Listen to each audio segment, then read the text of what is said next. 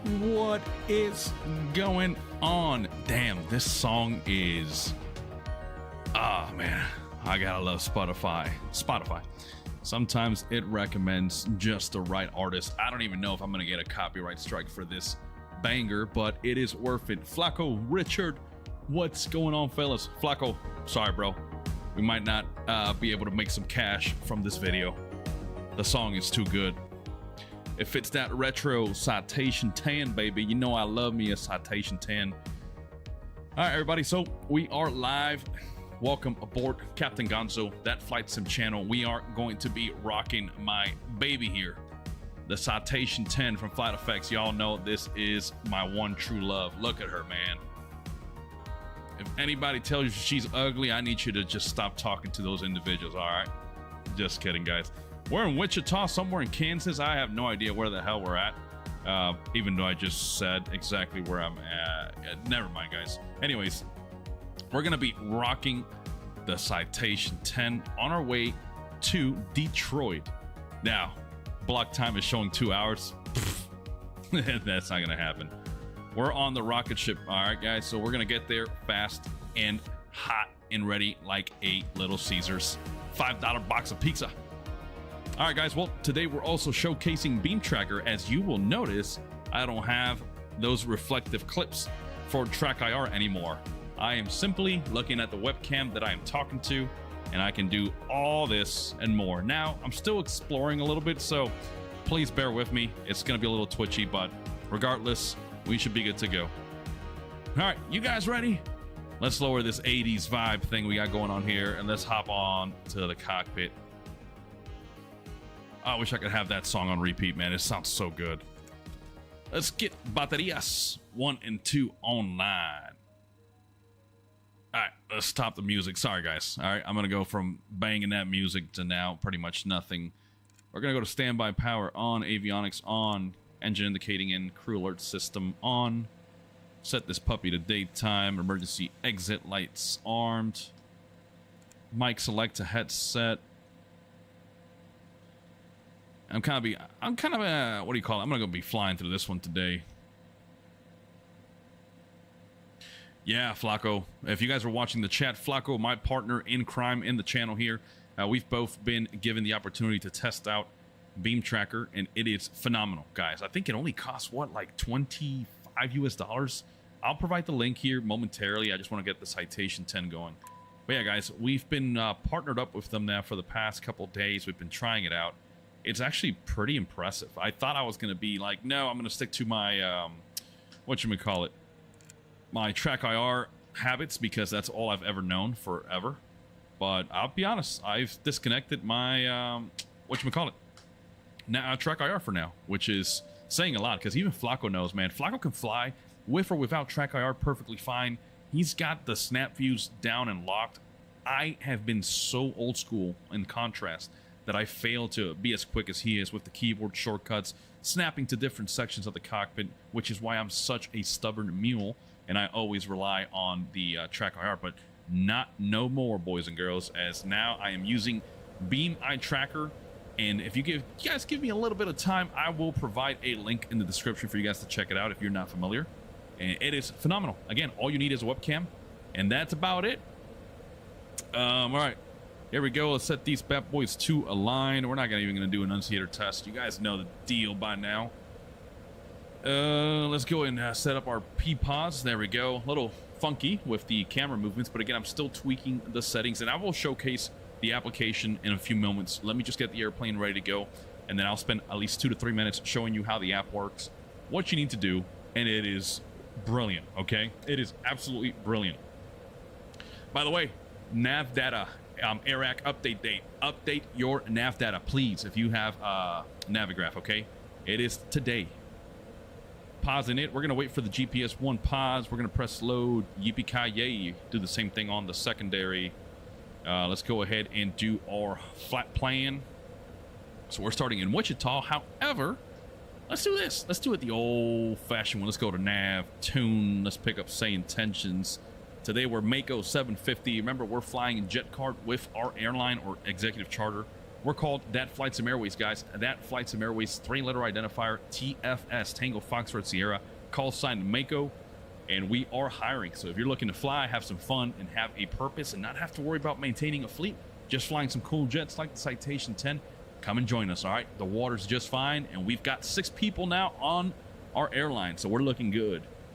Okay, our ATIS is 12515, whoops. 12515. I love this on the Citation 10. Arriving and departing runways 19er right, 19er left, 32. Wind 260 at 6. Visibility 10. Scattered at 16, 16,000. Scattered at 20,000. 2986. Temperature 30, dew point 21. Altimeter 2986. Density there we altitude go. 3500 feet. Flow control program in effect. All right. Expect arrival delays. Amen, Flacco. That's what I'm talking about, baby. Altitude. All right, let's get our clearance 1257. We've got India. We're Mako 5 or 750. Let's give them a call. I'm going to use the best accent I can use from Kansas. I don't know if this is even a Kansas. If you're from Kansas, I apologize, my good friends. I do have a good friend of mine that is from Kansas City, so he might be punching me in the face later on. All right, anyways. Let's go. Kansas clearance. Mako 750 with information. India requesting IFR Detroit. What runway are we expecting? 19er left, 19er right. Let me look at my dispatch. SayIntentions is probably gonna be like, nah, bro. Mako 750, cleared to Detroit Metro. Radar vectors burden. Then as filed, climb and maintain 5,000. Expect flight level 45010 minutes after departure. Ooh, Departure on 12617. Squawk 7244. Expect runway 19er right. 19er right, and that squawk was 7244.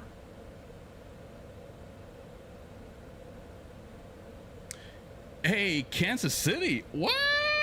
What's up? 816 in the house. Oh, man, perfect timing, man. I'm glad to have a local. I don't have a scenery for this airport. I've checked. I don't think there's really anything except one random developer out there, so it's just going to be the default stuff, all right? And Ivan is asking, are most add-ons compatible with Sim Update 6? So far, so good. That is exactly why I jumped on the Citation 10. It is my favorite airplane in the entire Flight Simulator franchise history to this day. FlightFX, I love you guys. You guys need to update this ASAP, all right? I'm eager. But yes, everything is working. I've only had a few bugs here and there so far, but keep in mind, I've just joined the beta program last night, so I haven't been testing it for too long. However, we're going to do a full flight. We're going to see if everything behaves perfectly fine, okay? So you guys are going to see live with me if this is going to be fine. Let me get my IFR clearance read back. All right, we're clear to Detroit Metro. Radar vectors burden. Dennis 5. Climb and maintain 5,000. Expect flight level 45010 minutes after departure. Departure on 126.7. Squawk at 7244. Expecting 19er right for Mako 750. Mako 750, read back correct. Yay! Ivan is saying V2 is coming out soon. I can't wait, man. I'm so eager. After talking to them at the expo, you don't know how excited I am. The Citation 10 will live forever, and she is my baby girl. Why do I keep using the accent, by the way? I don't know, man. Again, I don't know if this is a Kansas City 816. Do I sound Kansas enough, or no? Is that just a Southern thing? We some Florida boys over here. All right, let's get our flight plan set up, boys and girls. Give way to the Sky West Embraer 19 right. That's right. So let's go. Let's go 19 right. Activate. And NAF departure. FedEx 9813, taxi to the gate. Huh? FedEx 9813, taxi to parking via Bravo Kilo Delta Delta 3. I'm having a Bravo, brain Kilo, fart. Delta 3, FedEx 9813. Hold on. Let's go to Sim Brief. Let's look at our flight plan. Skywest 4804. Kansas City saying they may talk like that in Kansas, but we are civilized here in Missouri. Skywest 4804, runway 19er left, taxi via Charlie Shots 2, fired. Charlie, Romeo, Shots Alpha, fired. I love you already, November, man. Alpha We could be good friends, trust me. Runway 19er left. All right, boys and girls, looks like we're going direct burden, so that is correct. So let's go burden. Skywest 4804. That made me laugh. That was hilarious, dude. Well, we're from Florida, dude, so you guys know already. When you see Florida man in the news, it's not usually a good story, but it is entertaining. Chelly RZC. Wichita departure, climb and maintain 7,000. Short of runway 1 right, Cirrus 5, Echo Tango. 7,000, show me 7905. Why do we have like 3 different comms going on? Oh well. Ground SkyWest 54907, taxi to the gate. ARG, then we're going to Kimmy, or Kilo India 51 Mike. Short of runway 14. That was funny, Kansas City. You made me laugh, dude. Bravo Delta, hold short of runway 14, SkyWest 54907. So funny enough, my buddy that's from Kansas City, I'm gonna see him tomorrow at work. I'm gonna ask him to just watch this portion of the live, and I'm gonna see how he reacts. So stay tuned, as I might come back with a black eye. He's probably gonna be like, bro. Okay, so then we're gonna join the Hannibal 3. So let's go to nav, let's go to arrival, let's go to airport. That's gonna be KDTW, Detroit Metro. Golf Yankee Alpha Tango Yankee, give way to the SkyWest. Oh, I have to do it in the flight plan page. Whoopsie daisy. Giving way to the SkyWest Embraer 175. Okay, now we can go to nav, Tango Yankee. arrival, runway. It looks like 2-1 left today into Detroit. I haven't flown there in a while, so I don't remember the airport. ILS, I always like me an ILS. Let's go with Cabo. That looks like a good initial approach fix. And Hannibal 3 and Departure Delta 2349, 2000, Wood. 4000. Activate. There we go. Everything's in the books. 2349 Wichita departure, climb and maintain 11,000. Cool. Climb 11000, Delta 2349. Let's go to performance in it. Yeah, that looks good. Blah, blah, blah. Climb. No, sir. Not 300. 260. We're going high and fast. We're cruising today at flight level 450. Oh, I forgot the flight level. Yep. I'm a noob. I don't know why I'm wired, by the way. I'm like really wired right now. Come on, baby. Transition altitude, flight level 180. Speed and altitude limitations 250 below 10. Standard temperature deviation -1 degree. That looks about right. We're going to sync EFB. I've already loaded up my SimBrief dispatch. Everything looks good. Confirm in it. Estimated time en route, 1 hour and 49. Nah. Kansas City 816 low. Is he from Kansas City, Kansas? If from Kansas City, Missouri, he will laugh along with us. No, he's Kansas City, Kansas. I do forget about that, though. All right, 703 nautical miles in distance. We're going to cover that rather quickly. Cross runway 14. There we go. What was our winds? Let's check our METAR. SkyWest 54907. Blue. 240 at 6. Conquest 6 Hotel Whiskey 2000 Ground FedEx 4000. 9398, taxi to the gate. Hold up. I'm going to switch frequencies here. FedEx 9398, taxi to parking via Delta I'm picking 4, up, I Delta think, something on Bravo, COM 2. I got to Delta turn runway off. 14. Okay, that looks good. 29086, temperature Delta 29. Bravo, Delta, hold short of runway 14, FedEx There we go. 9398. That's set. Let's press next. Yeah, dry. That looks good. Flaps 15. Why not? Anti-ice off. Takeoff weight. Confirm in it. There she is. We're going to need 3,000 feet out of 10,200 available. I like it. V1, rotate at 125. V2, 130. Cirrus 5, Echo Tango. Give All way right. to the Embraer 175. Long I like range. it. Let's go to nav. The Embraer 175, long range, Cirrus 5, Echo Tango. Let's set our beacon light on. There we go. Ground recognition. That looks good. Passenger seatbelt signs is on. I know I'm forgetting something. I always say this, but I legit feel like I am forgetting something. 266 ready to taxi. All right, well, we're ready to go. 266, runway Let's go 60, ahead, taxi step via outside. Alpha 1, Alpha Bravo, Echo, Echo 1. Oh, let me verify my parking brake is on. It's a little tricky. Hold on. There it is. Parking brake handle is up and erect. Giggity. That sounds low for some reason. Let's pull chocks. Somebody's firing up around us. Oh, it's probably that ugly Premier jet. God, that thing is so ugly. Alpha 1, Alpha Bravo, Echo, Echo 1, Premier 266. That APU sounds low, man. Show me 9455, ready for push. All right, baggage door is secured and locked. Show me 9455, push approved, expect taxi shortly. Let's run, let's run. Beacon light is on. Show me 9455. That's usually one of the things I look at, by the way, guys, when I join the beta programs for Flight Sim, is I look at exterior lighting. It's usually one of the first things that bugs out, but look, beacon on the top of the empennage looks good. Aft belly there looks good. Nav light is on. I don't see any sensor covers. Gear pins, torque link is connected, even though I don't think it works on this version of the Citation 10. Let's jump on in. Here we go. November 174 Yankee X-ray ready to taxi. Let's close the door. November 174 Yankee X-ray, runway 32 taxi via Mike 4, Mike 7, hold short of runway 1 right. All right, she's set. We'll keep that door open. Runway 32 taxi via Mike 4, Mike 7, hold short of runway 1 right, November Ivan 174 asking, Yankee how are the X-ray. frames per second's performance so far? Something that irks me about 2024 is the camera panning stutter. Yeah, I totally get you, man. So I'm going to demonstrate it right now. I'm looking around. Yeah, there's a few stutters, but it's nothing new, and I think it's mostly the way I've programmed the software on Beam Tracker, or the Beam Eye Tracker. Again, I will be showcasing that maybe once we're cruising. I will show you exactly how it works, and I'll even enable the eye tracking as well as the live feedback to show you exactly where my eyes are looking. You guys should see it on your end, okay? But so far, performance-wise, it's similar to what I've experienced in the past months since Update 5. We're going to open up that isolation valve. Everything looks good. Norm on the fuel boost. FADEX are norm.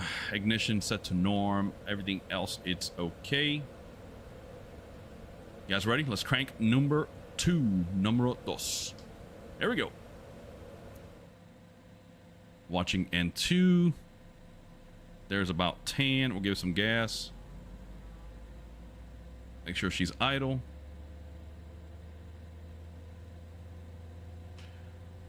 We're going to monitor that oil pressure, make sure it goes into the green. ITT is going to probably peak around, what, 5 something or 4 something, if I remember correctly.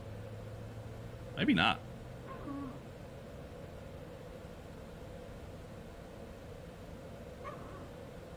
Oh, a little hotter today. Yeah, 572. Called it.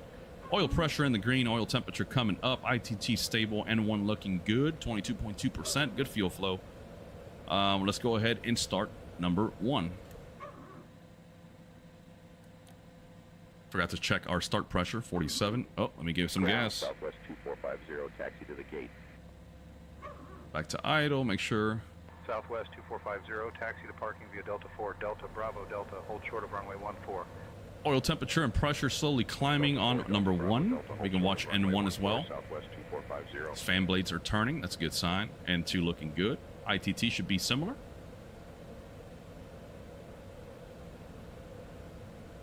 Damn, near identical.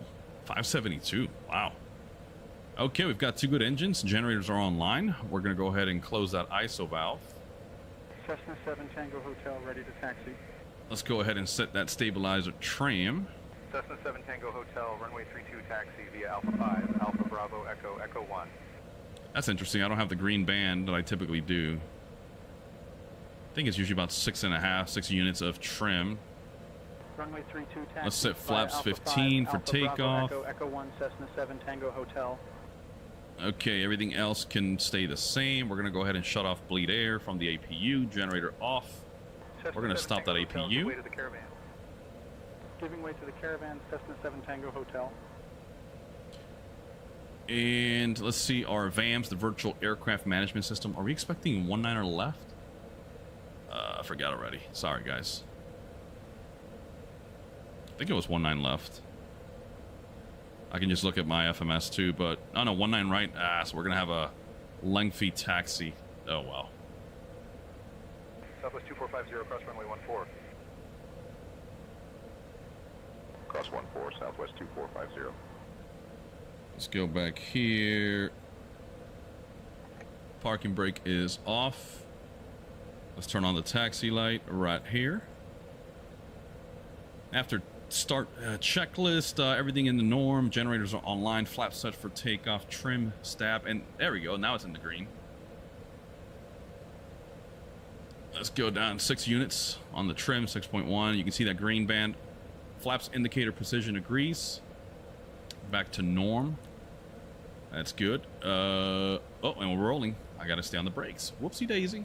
Let me check jet card. I'm gonna let them know that we are ready to push. There we go. I sent them a message.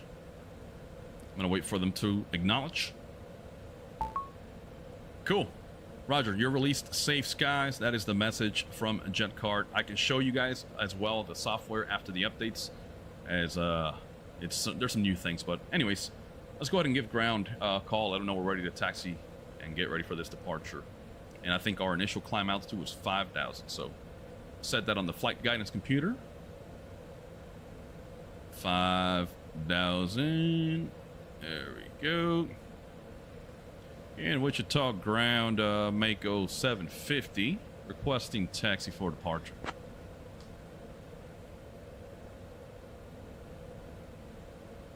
Come on, baby.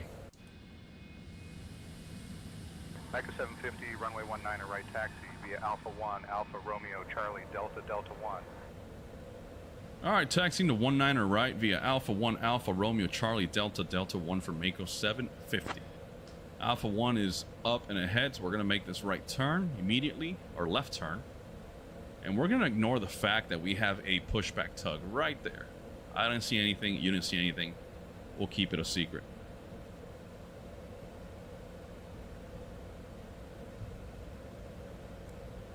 All right, everything feels good. Love the ground handling after the latest update from FlightFX for the Citation 10. Feels very good. November 174 Yankee X-ray cross runway 1 right.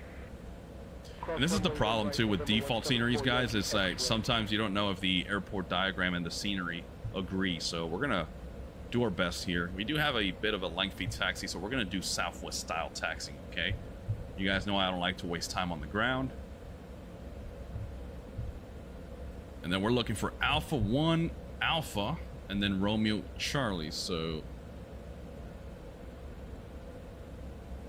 I think we're going to take Alpha 1 here. This should be Alpha if I'm reading that correctly.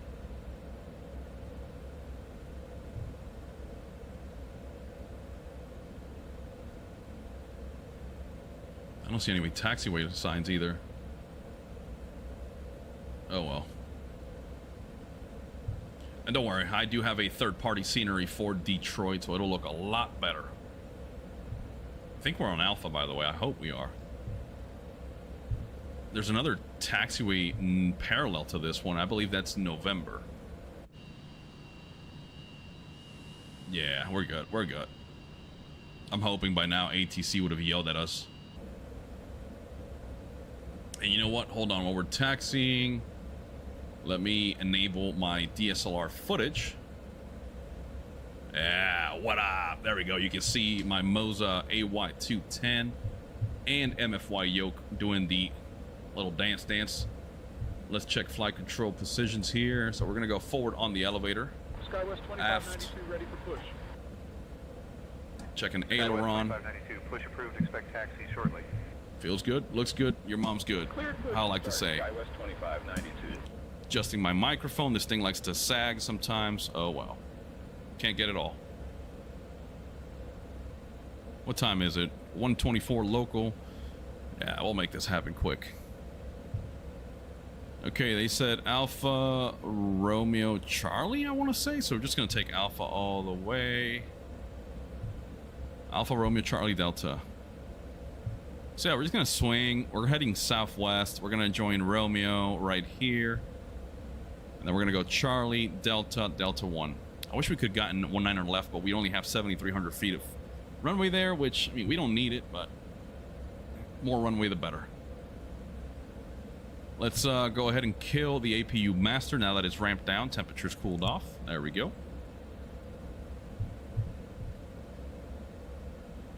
And we're probably doing, where's our ground speed? We're doing like 30 knots right now, by the way. I love it. Southwest style. Gotta love the floating taxiway signs, or the lights. That's cool. Good job, Asobo. I think we just missed Romeo, by the way. Oh, well. Yep, this looks like Delta. Am I seeing that right? Yeah, I blame it on the scenery. I don't have a proper airport here, so... Yep, we're on Delta according to this taxiway sign, but here it's showing we're on Bravo. Baron Tree Romeo Charlie ready to taxi. I don't know what it expects us to do. Baron Tree Romeo Charlie runway 32 taxi via hotel Alpha 1. Look Alpha, at this thing Bravo, shaking. Echo 1. Runway 32 taxi via hotel Alpha 1 Alpha Bravo Echo Echo 1 Baron Tree Romeo Charlie. Damn, that Baron's on it. Rep back that whole taxi instruction like a boss. 28 knots on the ground. I love it. You know, Romeo Charlie, give way to the Bombardier let's CL600 keep going. on your left. Yeah, Juliet Foxtrot and Juliet. Bombardier CL600, Oh, Baron Tree, Romeo Charlie. that's a runway. That's a runway. Whoops. We're doing it live. We're doing it live. Let's go. SkyWest 2592, ready to taxi. Uh-oh, is this taxiway end? SkyWest 2592, runway 19er right taxi via Charlie 3, Charlie Delta Delta 1. This is going to be interesting. Runway 19er right taxi via Charlie 3, Charlie Delta Delta 1, SkyWest 2592. Oh, we're doing good. We're doing good. Slick paint job, by the way. I love this. 4597, ready to taxi. November 8, 45907, runway 32 taxi via Alpha 4, Alpha Bravo, Echo, Echo 1. And if you guys are just joining the stream, welcome aboard. We're taxiing for departure out of Wichita, Kilo India, Charlie Tango. We are Mako 750. That is our call sign for our own airline with Jet Card. That flight some airways. Look us up, Tango Foxtrot Sierra. We're hiring. We've got 6 pilots now, including myself. We've got a chief pilot who is managing all the stuff behind the scenes to keep us afloat. We're staying on top of financials, so you don't have to worry about it. Come join us. Myself and Captain Flacco are co-owners, and we're just looking to have some fun. We're not taking this too seriously, guys. We just want to have some fun. We want to open the door to newer simmers, more seasoned aviators, real-world operators. Come and join us, have some fun, do some flying along with us to make us some virtual money. Coming up on Delta 1 towards our left, we're going to hold short of 19er right. Looking at the windsock, looks okay. Nothing crazy. So we're going to have a quartering headwind departing.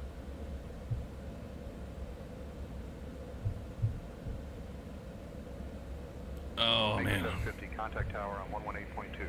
Safe flight. Tower 118.2 for Mako 750. Hasta la vista. 118.2. Here's 19er right. Delta 1.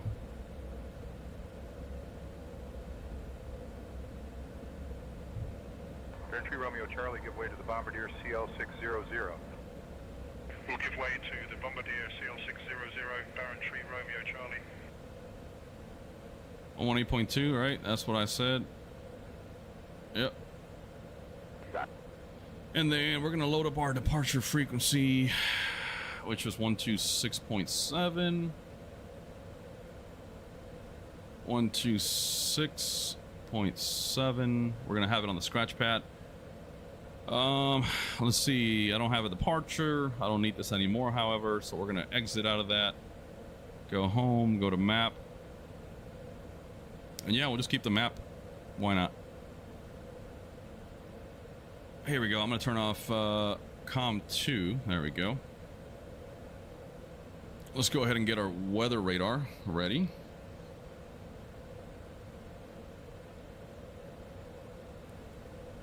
There we go. That's set.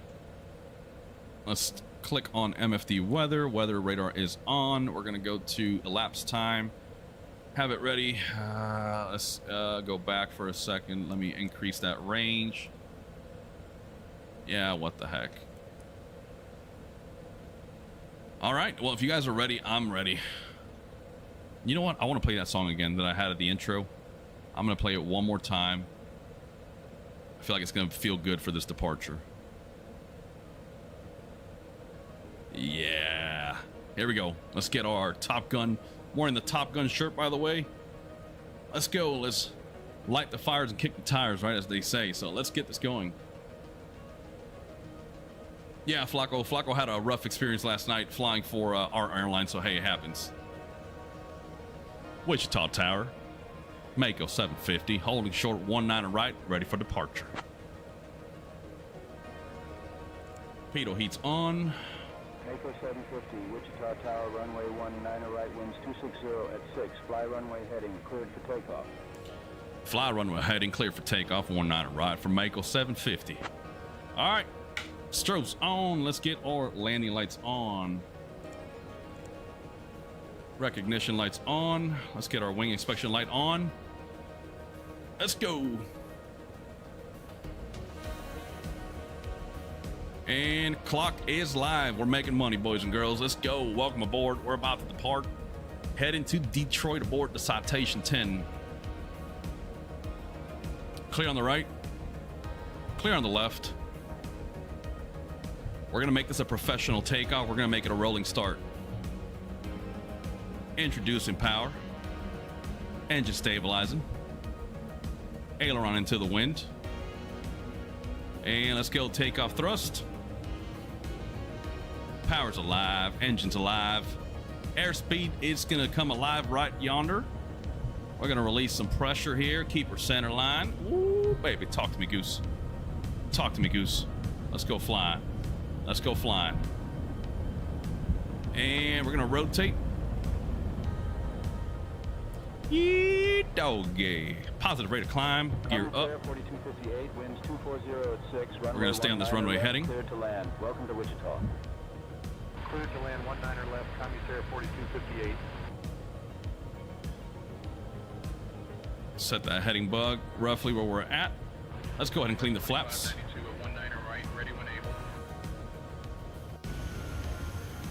SkyWest 2592, winds 260 at 6, runway 19er right, cleared for takeoff. Mecca 750, contact departure. Over to the departure from Mako 750. So long. Wichita departure, Mako 750 at 2,700, climbing 5,000, runway heading.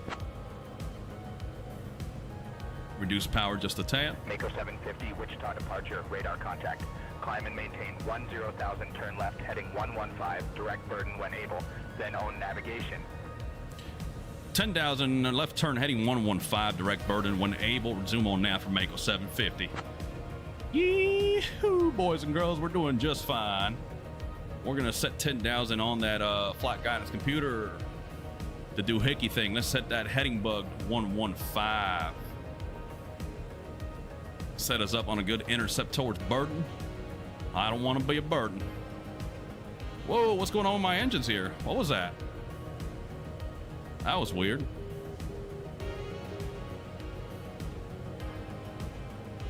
Hell yeah. We're still hand flying, baby, like professionals.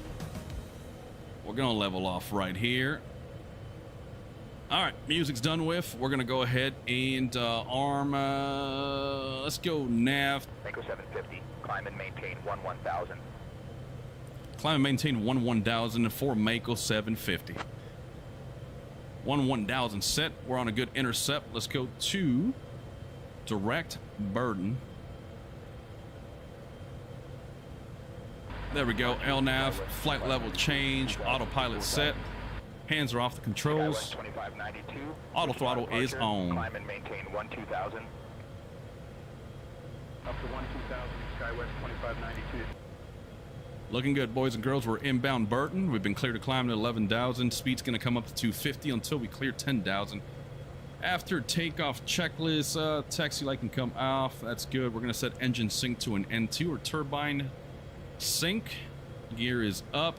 No indicators. Flaps retracted. Autopilot set. Altimeters are still good. 2986.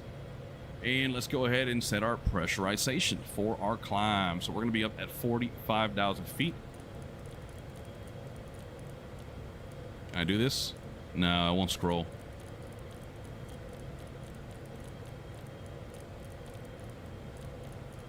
$45,000 set. You can see a climb rate on our pressurization. 50, contact Kansas City Center on 118.35. 118.35 for Mako 750. 118.35. Whoa, what was that? What was that?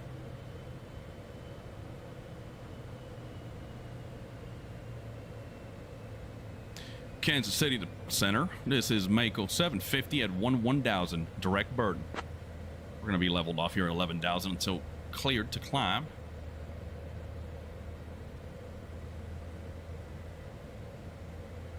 Come on. 307 with your flight over 310. Mako 750, Kansas City Center. Good afternoon. Hayesville, altimeter 2983. Climb and maintain flight level 190. Altimeter 2983. Climb and maintain flight level 190 for Mako 750. All right, we're going to set 19,000, 19,000, or flight level. We're going to go flight level change. We're going to set our altimeter 2983. There we go. It's going to look for that acceleration and climb speed of 260, as we said on the FMS. 260, there's the positive rate of climb now. We're going to turn off wing inspection light. We're going to set the seatbelt signs to passenger safety only. Pressurization panel looking good. I can see a climb rate. No beeps, no squeaks, no leaks, all right, like I like to say. And we've already got a good tailwind component. We're showing 18 knots through the tailpipe. Good little right to left crosswind. Nothing to be worried about.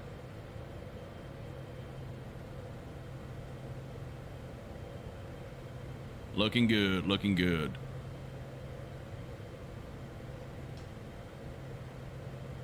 Flacco was saying, I really hope SayIntentions saves our voices for traffic input. And you hear Gonzo doing his Kansas accent. See, but like I was asking Kansas City 816 if I do sound like I'm from Kansas City. And it seems like it varies, right? I don't want to be stereotyping, guys. I'm just having a good time.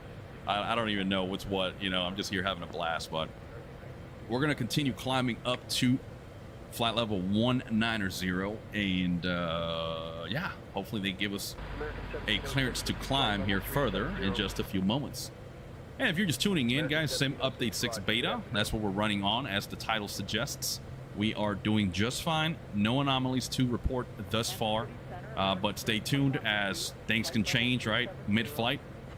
I've only been testing Sim Update 6 since last night, so nothing really to report. I did notice one thing, and that is on the FlightSimWare Cessna 414 Chancellor. I couldn't get the engine started, even using the EFB feature where you press and hold and it automatically starts the airplane. It wouldn't do anything. It was weird. So then I hopped onto the Black Square Baron. I was able to fire that up, no problem. I hopped onto the Piper Dakota this morning early, and it worked flawlessly. So I'm testing a little bit of everything, and I'm trying to make sure that I don't just use third-party add-ons, but also the native airplanes that the sim comes with. So we'll see what happens. But so far, FlightFX Citation 10 has been beautiful. 18,000, we're going to press standard on the altimeters. 29902. And we're about to level off at flight level 190. Mako 750, climb and maintain flight level 270. Climb and maintain flight level 270 for Mako 750. All right, let's go flight level change yet again. This thing climbs so fast, we're staying ahead of ATC. There we go, 27,000 set. Heinz Pilot, I'm flying this aircraft in Flight Simulator 2020, and it is excellent. I'm a 40-year-old. I am now a 40-year retired airline pilot who does flight simming as a hobby. Wow. Heinz Pilot, well, welcome aboard that Flight Sim channel. Just to give you feedback, I am only a private pilot in real world, flying here in Central Florida, currently going through my instrument training. Once upon a time, I looked to make this a career. Unfortunately, life has other choices, and so now I do this as a hobby. And we treat the channel like a business. We're growing thanks to viewers like yourself and our community of followers. But we just like to do this. I don't have to pay real money like I am paying for the AFGAS and the rental, the instructor. You know the deal. I mean, you did this for a living. And yeah. But yeah, we just like to have fun. So I always welcome real pilot inputs. So if you see something that's wrong or I can do better or different, let me know in the comments. I speak with various guys that were former or current professional pilots, including our chief pilot for our virtual airline, Truck and That. He is not in the chat right now. He let me know he had some family stuff he had to attend to, but he's usually on live. He manages our stuff behind the scenes, and he knows a lot. And so I always bounce things off of him like, hey, would you do this in real world? Would you do it differently? And I love getting the feedback from real world pilots that have done it at a professional level. Keep in mind, I'm just a private pilot. I only fly piston engine, single engine airplanes. I've got my high performance rating, and that's about it. Okay, once I get that instrument ticket, yeah, it's gonna feel a little bit better, but I'm still flying those bug smashers, as you guys call them. But anyways, welcome aboard. I'm glad you're enjoying the Citation 10 just as much as we do here on that Flight Sim channel. Inside Flight Sim 2024, it is flawless. It's never given me issues, and that is why I am eagerly looking forward to getting the latest version or update from FlightFX, which should be coming sooner than later, according to their own team, if they stick to their schedule. But without saying too much, I can tell you FlightFX is working on a few projects behind the scene No, I'm not talking about the Challenger 350. We all know about that. There's some other projects that we kind of spoke with them in code, and they didn't want to give us too much info, but we kind of picked up what they were dropping.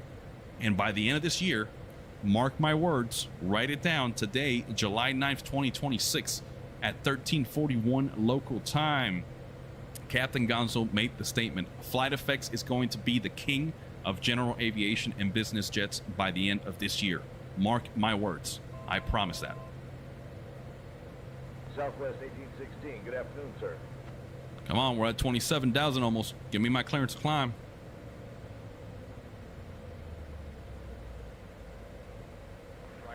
I don't like this game that the throttle's playing, so I'm going to go to manual on the auto throttle. We're going to keep it at 260.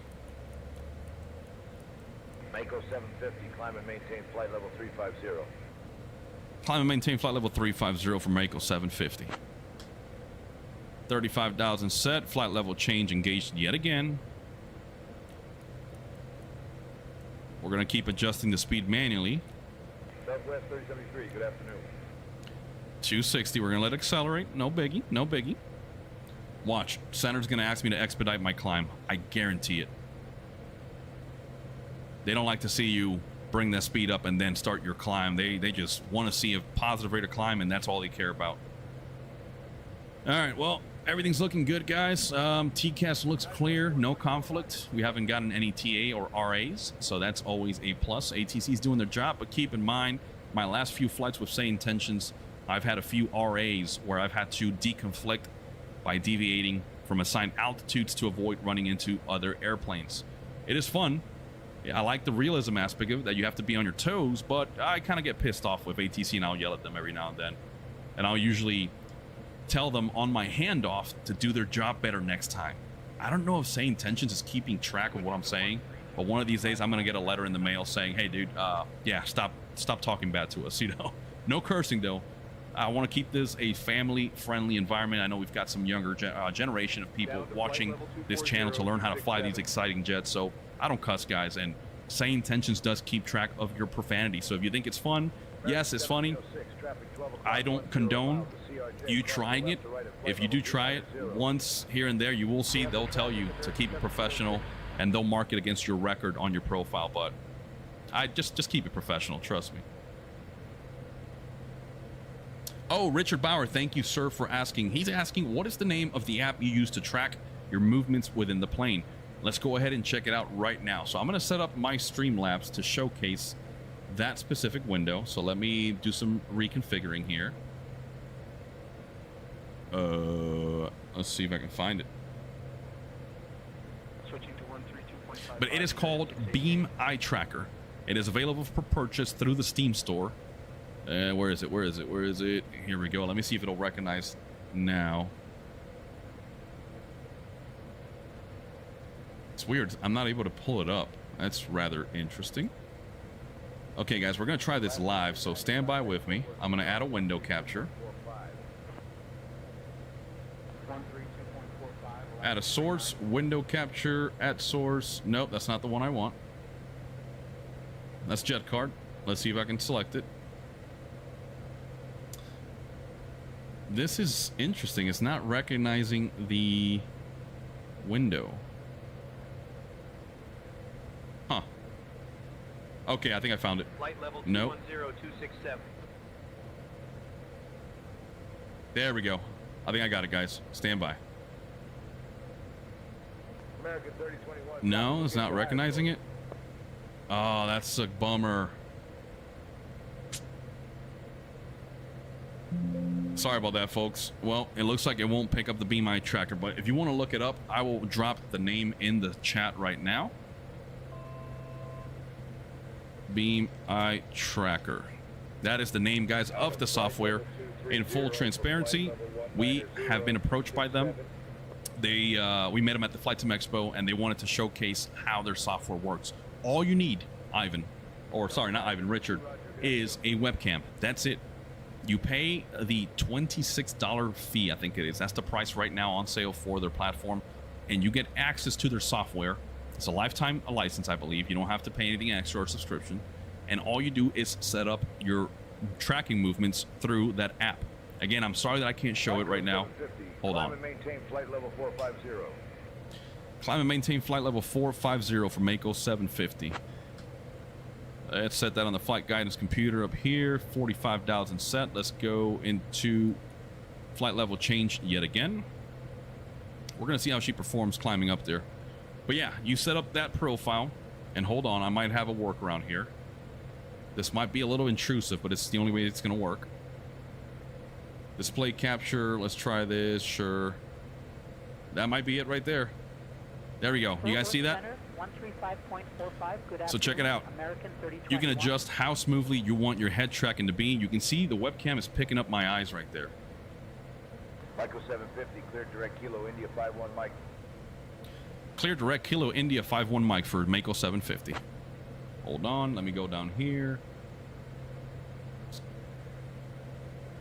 There we go. That's going to save us a lot of time, by the way. Because we're on a southeast heading and we got to go northeast. There we go. Now we're turning inbound to Kilo India 51 Mike. That's exactly what I needed. Okay, we're going to pause it right there. Let's bring it back up. Climb and maintain flight level 400. Ivan, I highly advise you get on the Sim Update 6 beta, man. It's smooth so far. Pretty straightforward. No hiccups. Let's hope that holds true. And you're asking, does it have any noticeable performance hit? No, sir. It's actually smoother than I thought. So you can see right here, I've got it turned on. Now, let me show you the overlay. So I'm going to turn on the eye tracking overlay. I'm going to press save. Now you should see where my eyes are looking. You see that thing floating? Now watch this. Let's go to immersive camera. Let's enable eye movements. And I'm going to unpause it. No, did it take it? Let's try it again. Southwest 3237, continue climb flight level 430. So it's a little tricky. You see, you got to get used to it. But you can see what my eyes are doing. That floating halo, that's exactly what my eyes are looking at real time. And the camera adjusts. So you don't even have to look around with your head. You can just pan. And it is a little trippy. Let me know if you guys can see that. I hope you guys can really see that. But it is awesome. I think it adds an extra layer of just immersion. If you're familiar with Toby, then this should be nothing new for you. But I think for the price point, again, it is very competitive. And you don't need an actual receiver. All you need is your webcam. And look, let's go to the cabin. American 3021, good afternoon, sir. I'm going to sit here. I'm going to be one of the passengers. Do I have an empty seat by the lav? Yep. Here we go. So I want to look around. 321, traffic 12 o'clock and 15 miles, crossing right to left. And it's very intuitive. You see that? So I just paused it. Ivan is saying, I've heard you need a 4K 60 frames per second webcam to work properly. I did not know that. I do have a 4K 60 webcam. It's called the Osbot Lite 2. It's about $120 on Amazon. There's other variants, however, that are actually similar in performance for like 60 bucks. So yes, if you don't have a webcam, you might need to make that initial investment. But so far, I think it's worth it. Look at how smooth it is. Let's go forward a little bit. Let's turn the head. So it does take some getting used to. Again, keep in mind, I come from Track IR. So I am so stubborn and used to Track IR that this has been a bit of a learning curve. But ever since Captain Flacco and I started using it, we actually see the benefits right up front.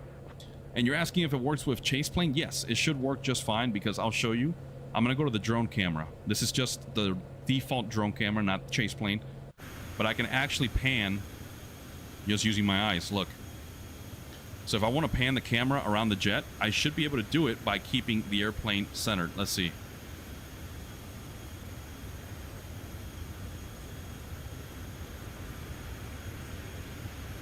It's tricky.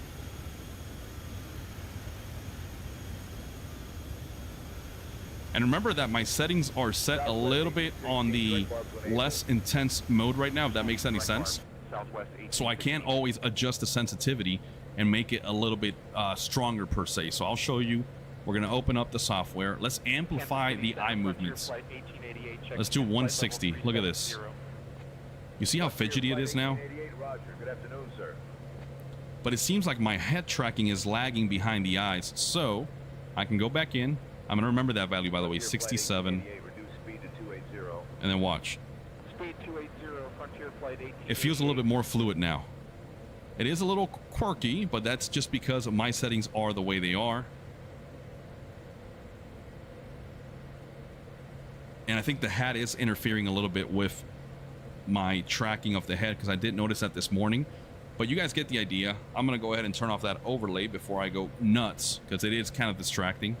I'm going to turn off the eye movements because I personally prefer to do it without it. That's just my preference. There we go. We're going to leave that. Let's hide that. There we go. We're back on.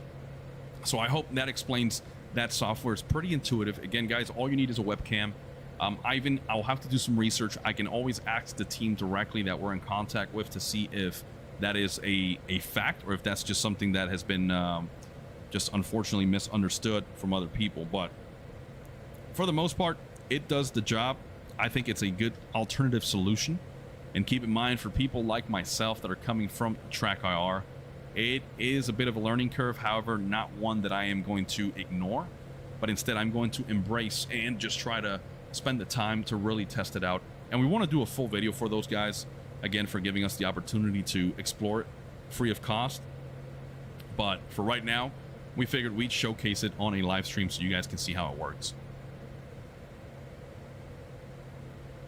All right, how are we looking? We're just 2,000 feet to go. We're still holding 254. I'm going to reduce speed just a bit, 250 indicated, increase that climb rate, get us up to our cruise altitude a little faster.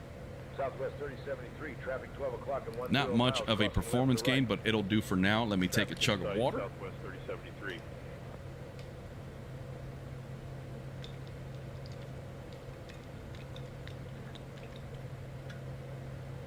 But once again, if you're just tuning into the stream on this end, Sim Update 6 Beta working flawlessly. I've got Jet Card running in the background. I've got SayIntentions. I've got the Be My Tracker. I've got my streaming software on.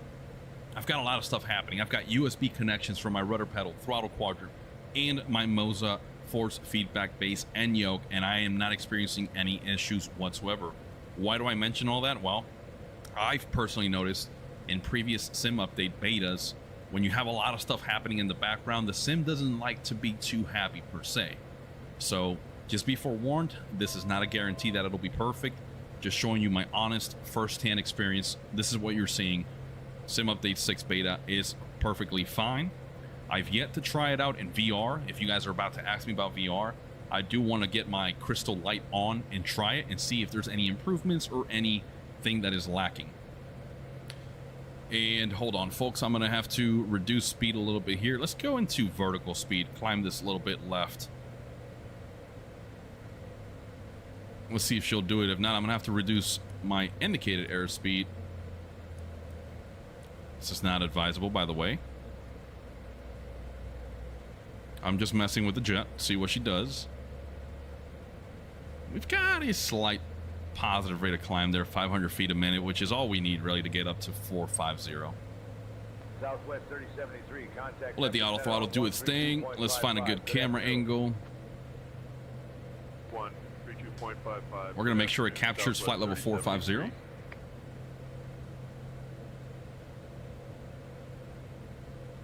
And what else? I don't think I have to check anything else really at this point. We'll confer with our arrival here in just a few.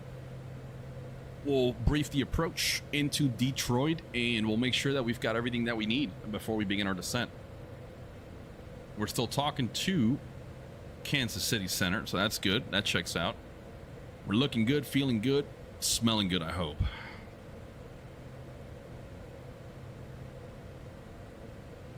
And then once we level off at flight level 450, I'm going to go ahead again and just set my... I'll leave my auto throttle manual. There we go. Altitude select flashing on the top of the PFD right there. Mako 750, contact Kansas City Center on 133.475. Over to Kansas City Center, 133.475 for Mako 750. So long. Kansas City Center, Mako 750, flight level 450. Mako 750, Kansas City Center, good afternoon. All right, we got a cabin altitude of about 6,500 feet. Good differential pressure. That looks good. Climb and maintain flight level 320. Everything checks out, boys and girls. We're looking good. Level 320-307. Let's look at our performance. Oh, this is twitchy. There we go. Progress. There we go. So inbound Kilo India 51 Mike. That is the next waypoint. 305 miles to go, or 37 minutes. We're going to be getting there with 3,500 pounds of gas. Destination is still 663 nautical miles away. An estimated time en route of 1 hour and 20. Should be arriving with 2,300 pounds. That is more than plenty for my liking. Usually if I see any gas below 1,000 pounds, I start getting a little concerned on the Citation 10. But that's fine. We can still make it. We have plenty of reserves in case we got to go to an alternate or we have to go into a hold for whatever reason. We'll be okay. Press next. Let's see. There we go. Top of descent, we're 467 nautical miles away. I'm probably going to speed up the sim rate. I want to make sure that we have plenty of time on the stream to begin our descent and get configured for our arrival. Cross-track error, we're showing 0. That's perfectly. We're right down the middle. There's our track, our drift, and our heading. Winds 341 true at 19er. So we've got a left to right crosswind there at 500 knots across the ground. I'll take it. That is where the Citation 10 really outshines any other performance jet out there. Yeah, Gulfstream, yeah, the Bombardier Globals nowadays are hauling, but you know what? The Citation 10 was doing it decades ago. All right, keep in mind this is an older bird. Even though this is not the Citation X Plus, this bad boy will fly just fine on these AE 3007 platforms that are literally missiles for engines, right? This thing is just a rocket ship. So we know what to expect. Let's go back to nav. Nope, let's go to flight plan. Keep the flight plan page. We'll keep our nav and radio page here. Over to Memphis Center on 132.55, Southwest 30. Hold on. We're still in climb. We should be in a cruise setting. It's probably because I got it in manual. It's okay. Did I turn off my landing lights? No, I didn't. Rookie mistake. It's okay. Nobody knows up here at 45,000 feet. Let's see if I go to FMS, see what speed I had it set to.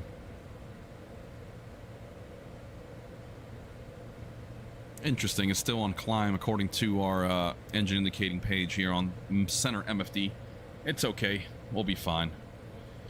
All right, well, while we're getting ready to accelerate the sim rate, let's take a look at our arrival on the VAMS. And if you're unfamiliar, the VAMS is the Virtual Aircraft Management System. That is what FlightFX calls their tablet, their EFB. I like it. I think it's very, very professional, very simple. You get exactly what you need. Nothing crazy, no bloatware. All the information right here. Let's pull up Delta Tango Whiskey. There's Detroit. Let's go to our star, Hannibal 3. Let's do a quick brief here. So our arrival ATIS is going to be on 133675. We'll set that up later. Airport elevation 645 feet. Transition level, flight level 180. Radar is required. RNAV 1, DME, and IRU or GPS required. Obviously, this is an RNAV star or standard terminal arrival. If you're new to instrument flying, guys, it seems complicated. It's very simple.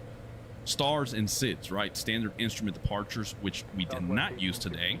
They're there to design. They're designed by ATC to reduce the workload on ATC, right? Center and approach and the terminal area, as well as the crew members, right? These are the routes that have been established. They keep you free and clear of obstructions and obstacles, and it pretty much has you feed in to major terminal areas on a predetermined route that makes life easier for everybody. And we're going to go through and kind of brief this really quick.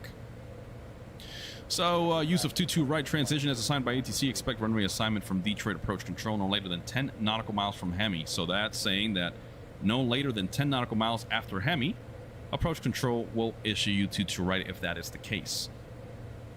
This approach or this arrival is for use when DTW is landing south or west. When Detroit is landing north, file and expect the Lecter RNAV star. So that's right there letting you know, hey, if winds change, you can probably expect a change from ATC to expect you to load up the Lecter RNAV Star. Tour transition for use by CVG Day, SDF, and Lex terminal area departures at or below flight level 210 only, and ATC use as assigned. And I already forgot what runway we're going to use. Let me go to my dispatch yet again. 21 left. So we're going to look up 21 left here on the chart. From Hemi on track 084, so practically eastbound, to Ram. Then on track 37 or 037 to cross T-Bird at 8,000 and at 210 knots. Then on track 36, expect radar vectors for the final approach course. So let's just look at that really quick.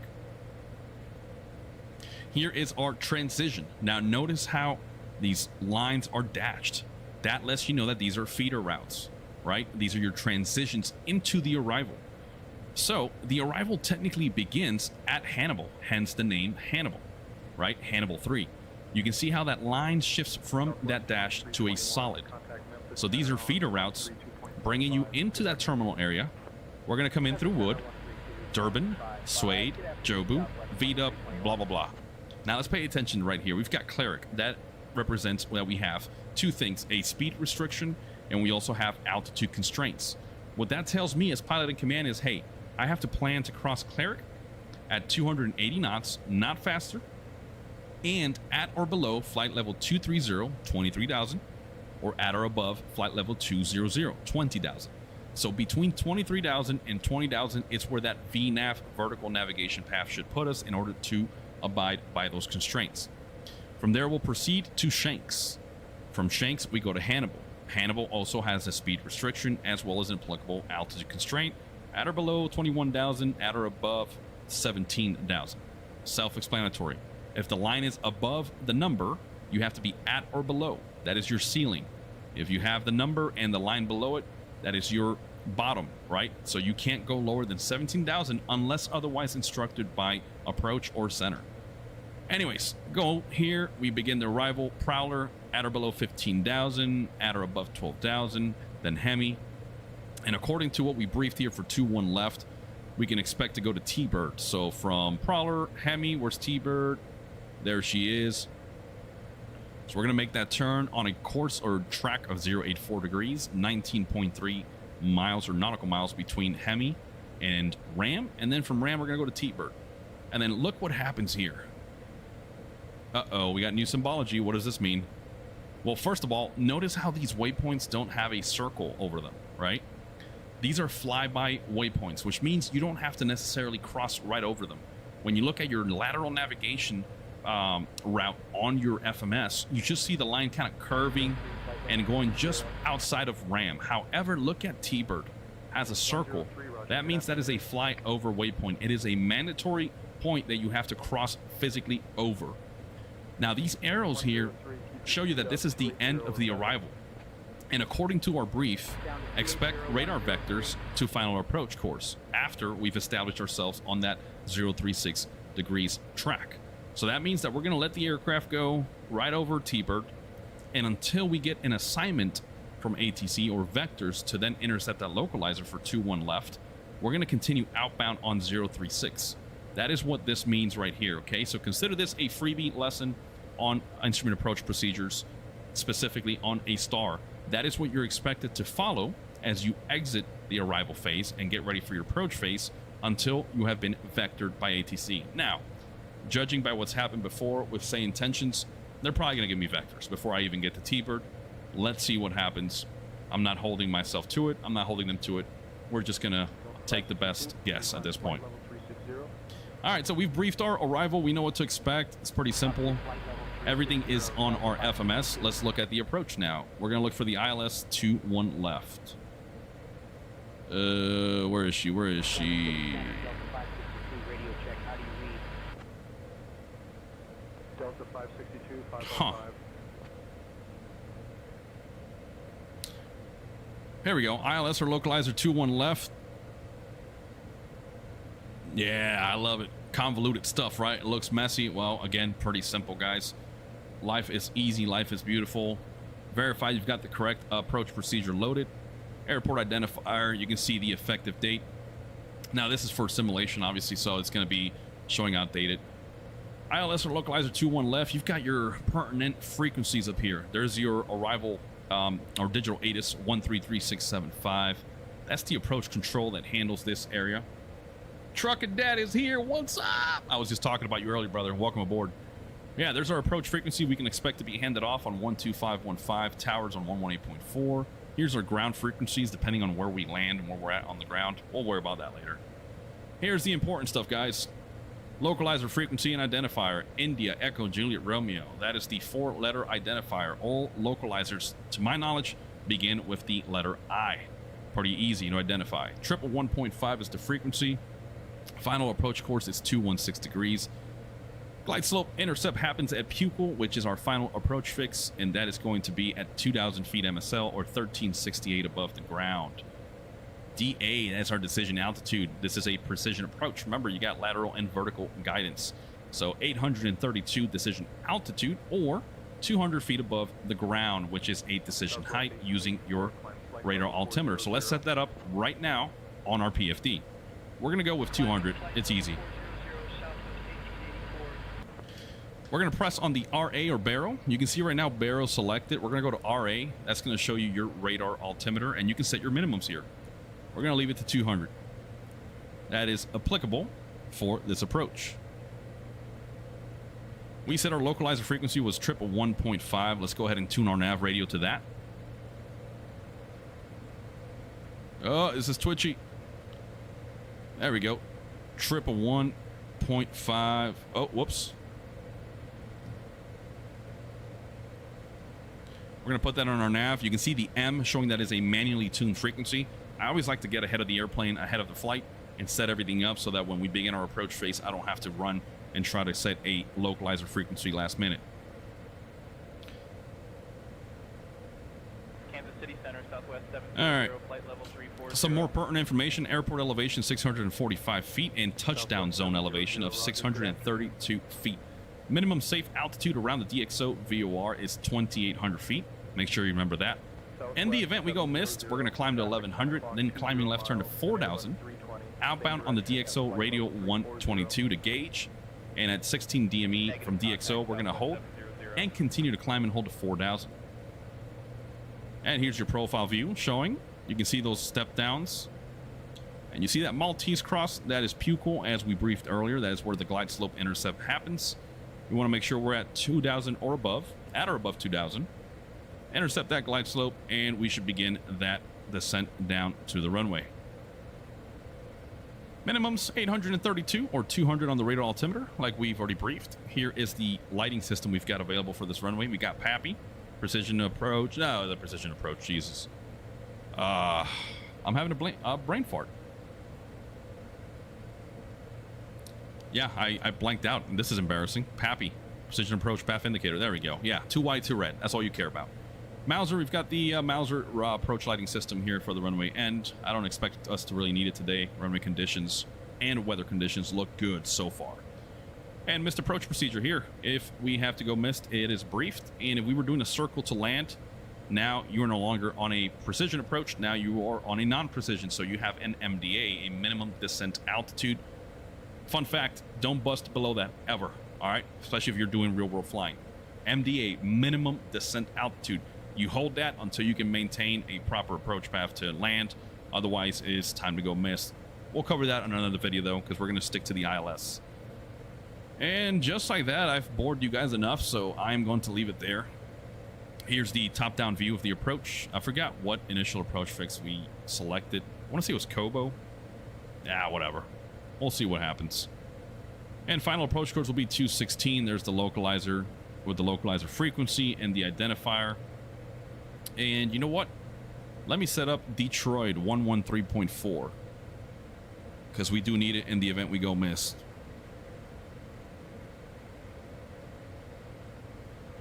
Again, another manual frequency. There we go. It's picking up whatever this identifier is because we're still so far from Detroit. But now we know once we're closer to the terminal area, we should be A-okay. All right, let's see what we got going on.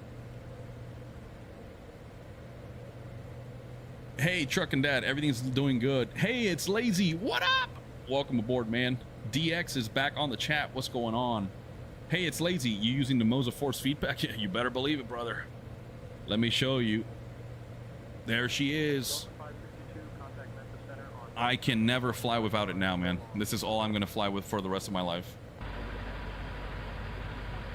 Don't worry, I'll re-enable that camera once we are getting ready to do the fun stuff and descend and get ready for our approach. Delta 481, slow to 280 knots. Let me check SayIntentions, make sure I didn't miss a call. Nope. 280 on the speed, Delta 481. See how everything looks outside. This thing is just ripping right through the sky, man.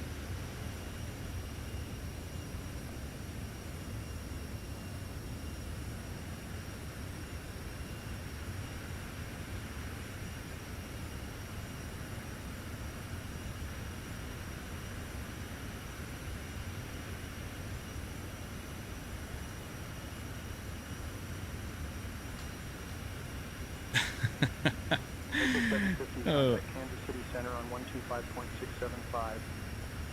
125675 for Mako 750. Lazy, I feel you, man. He's saying, man, they giving out those to every content creator but me. Sheesh. Hey, man, it takes time. Trust me. We spent the past 2.5 years just pushing through lives, long-form videos before Moza even knew who we were. And once we saw them to, once they saw, or we saw their collaboration request, we were like, hell yeah, yes, we want it. But yeah, they're marketing their new stuff. A bunch of content creators just published their videos yesterday after the embargo was lifted. I can't say much, but we do have a new product of our own that has yet to be announced by Moza. We've been testing it. Flacco and I were working on it 2 days ago. That's all I'm going to say. All right. Is it going to be worth it? It's going to be something exciting? We'll see. But it's something that it was not released yesterday. Will be released later this month. That is all I can say. You have 58,000 followers? So 58,000 subscribers on YouTube? Are you serious?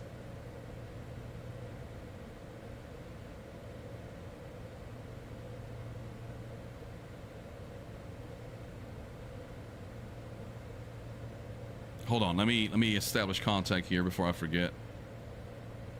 Kansas City Center, Mako 750, flight level 450. Damn. Mako 750, Kansas City Center, good afternoon. 58,000 followers. Holy crud, man. That's impressive, man.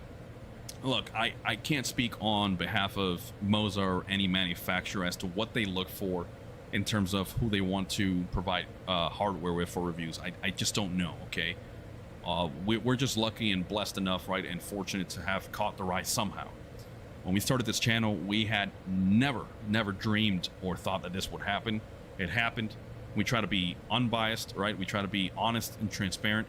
I know some people always tell me, hey, you can't really do reviews if you're not paying for it. I disagree. I think that I can still be honest and transparent with you guys. I'm not going to tell you to make a purchase or how to spend your money. All I'm going to tell you is whether or not this item or this article provides value to us as flight simmers, and that's where I try to really be forthcoming and very honest. So I don't know if they saw other hardware reviews from us, but yeah, I really don't know. They, you know, we met them in person at the Flight Sim Expo. We introduced ourselves so they could see ourselves in person, and they were super friendly people. But yeah, we don't know what they look for. My best advice is just keep grinding, try to pick up some partnerships. Because of the amount of followers you have, don't be afraid to reach out to some of these big manufacturers and just ask them, hey, would you be interested in collaborating? If they tell you no, and so be it. You can try with other aims, other people. Just remember, that big break is around the corner for anybody, really. So if we can do it, you can do it, brother. Just stick to it, man, and do your best. And let us know if we can help you out in any way, if we can help you promote stuff. We're more than happy to do that, right? This is not a competition for us. We're happy to promote other people's channels, other people's content. We don't care about, oh, I'm going to send people over to the channel. No. We are such a small community already as it is. We have to help each other grow, right? Because Flight Simulator is becoming even more prominent in the gaming industry, and we have to support it as a collective community, right? Not just be trying to be the top channel. I don't care about that. Captain Flacco doesn't care about being the top channel to say that we're the biggest channel. We just want to provide content that's going to be entertaining, that's going to be educational, and where you guys just want to come back and watch us because you feel like you belong here, you feel like you learn, and we just want to have a good old time, okay? Hold on, fellas. I got a text. Direct Alex, appreciated. Iron Lake 547. Sorry, guys. I don't like to break off and look at my phone, but hey, life happens, right? And I have to keep an eye out, especially when the wife is texting me. And yeah, Lazy, that's kind of what we always like to do, right? I've got my closet full right now with several peripherals that I haven't used in a while, but it's because we've been busy. We've been, you know, pushing new content, new hardware, but we try to always find a way to use hardware to really keep in touch with those vendors and let them know, hey, like, we're still keeping you guys at the forefront of our content. We just have to schedule and meet, you know, commitments that we've made with all these vendors. All right, let's see. Weather's looking interesting. Where are we at? We're still 135 miles away. Let's speed it up. 1, 2, 3. There we go. Interesting. We're still in climb, even though we're in FMS. I mean, I can manually take over the throttles, but we got gas. We got 3.8 thousand right on target. We got a good little tailwind component, 12 knots. That's good.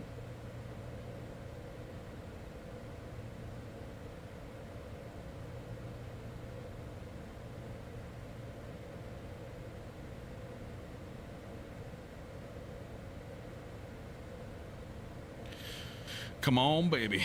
Hold on, it's getting a little toasty here in my room. I'm gonna get my AC going a little bit stronger.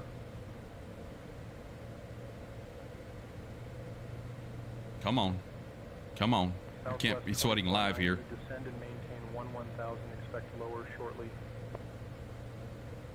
11,000, Southwest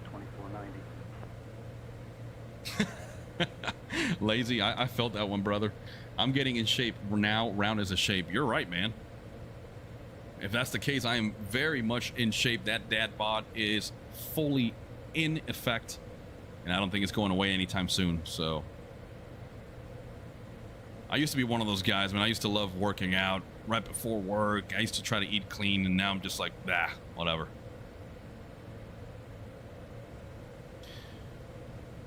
Okay, let's reduce that range. We're inbound on Kilo India 51 Mike. Contact Kansas City Center on 135.05.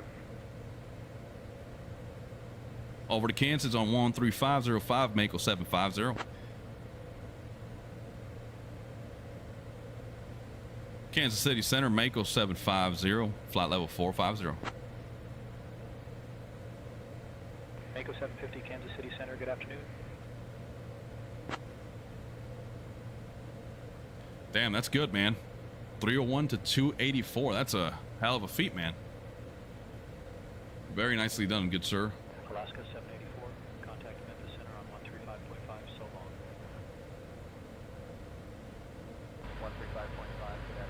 135.5. All right, let's speed it up again. Just a little bit. We're about to make that turn. Hold on, I want to show you guys one of my favorite camera angles on the Citation 10 here that I always like to use for my full-length videos. I'm gonna wait for that turn. Southwest 1884, descend pilot's discretion, flight level 330. Flight level 330, Southwest 1884. There we go. We're gonna slow it down back to its normal sim rate, and look at this view over the glare shield. United 2381, can you give us a... Oh man, that is so good. You guys heard that? Light chop reported by United. I'm surprised it wasn't Delta. If anybody gets that reference, let me know in the chat. Heinz Pilot, if you're still here on the chat, let me know if you got that reference. Light chop and Delta.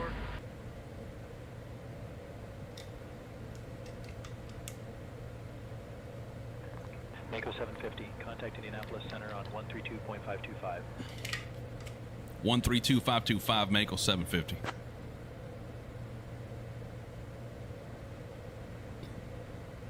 Busy on the comms. That was what, Indy? 132.525, indeed. 829, when ready to descend and maintain flight level 260. Leaving flight level 300 for flight level Indianapolis Center, Mako 750, flight level 450.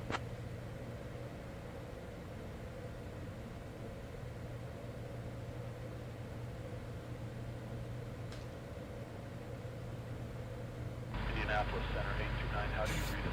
Michael 750, Indianapolis Center, good afternoon. All right, we've established contact with Indy. Lazy, I have the Moza bundle in my Amazon cart, just waiting to push the button. Do it. Do it. 829, reading you loud and clear.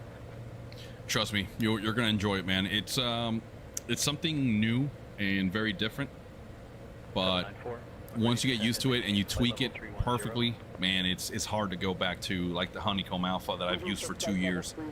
The Honeycomb Alpha is right here next to me on my wall, and I think it's gonna go into retirement very soon. I'm keeping it as a spare, but we'll see. 688, descend flight level 310 at your discretion. Descending to flight level 310, United 688. Truck and Dad, okay, so you're still having issues with that Piaggio. Yeah, I don't know what's up with that, man. I haven't had any issues. I always manually do my flight plans anyways, because I'm just dumb like that. But I have no idea what could be causing that, man. Are you on the beta by any chance? 763, flight level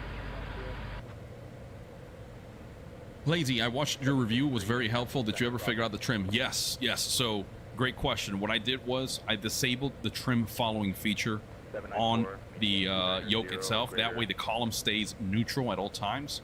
The only thing that I have on right now is the autopilot following. So it'll bank slightly, it'll pitch slightly, but not as excessive as the last time that I flew the Citation 10, which is about a week or two ago, where you guys, if you watched it, I had intermittent autopilot disconnects because the simulator or the plane assumed that I was trying to overpower the autopilot. But I've just reduced the intensity of the autopilot following, disabled the trim following, and now I have full range of motion, God, I can't speak, on pitch and roll, so it's been flawless. Good afternoon, 591. Okay, Truck and Dad, yeah, man, I got nothing, man. I just flew it yesterday, and I was able to load everything, but I didn't do it from SimBrief. Again, I do everything manually. It's just something that I enjoy, so I don't know what's up with that.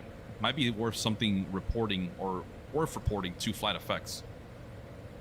829, contact. Hey, Bruce Wayne 7432 coming in saying, I recently purchased Be My Tracker, but haven't had time to play with it. How's it working? Well, it's pretty straightforward. I just showcased the software a little bit ago here inside this live, maybe about half an hour ago. Pretty straightforward. Look, I'm going to unpause it. I don't have the eye tracking feature enabled right now because I'm so used to just panning my head, but look, no track IR clips anymore. I can just pan. Continue descent, flight level 240. It's a little different than track IR, but for the most part, you can do everything you need to. If you had an overhead panel, you can do this. Look down. Again, I think the duckbill here on my hat is interfering. United 688, traffic 2 o'clock and 15 miles. But you can configure it however you want. You can also assign hotkeys just like track IR, and you can recenter it. Let's say you go and use the restroom, come back, and now it's out of whack. You just press that hotkey. It'll show a dot in the middle of your display. It'll recognize that you're looking right at the dot, and that's it. It's pretty straightforward, man. So copy that, Truck and Dad. By the way, guys, Truck and Dad is the chief pilot, like I mentioned earlier. He is our chief pilot on that Flight Sim Airways 3-letter identifier, Tango Foxtrot Sierra. Go find us on JetCart. Wow, I blanked out. JetCart, TFS, we're hiring, we're looking for pilots. We've got a fleet of 6 airplanes. We've got 6 pilots now. So we're going to start slowly growing as we see more people come in so that we can all have an airplane available.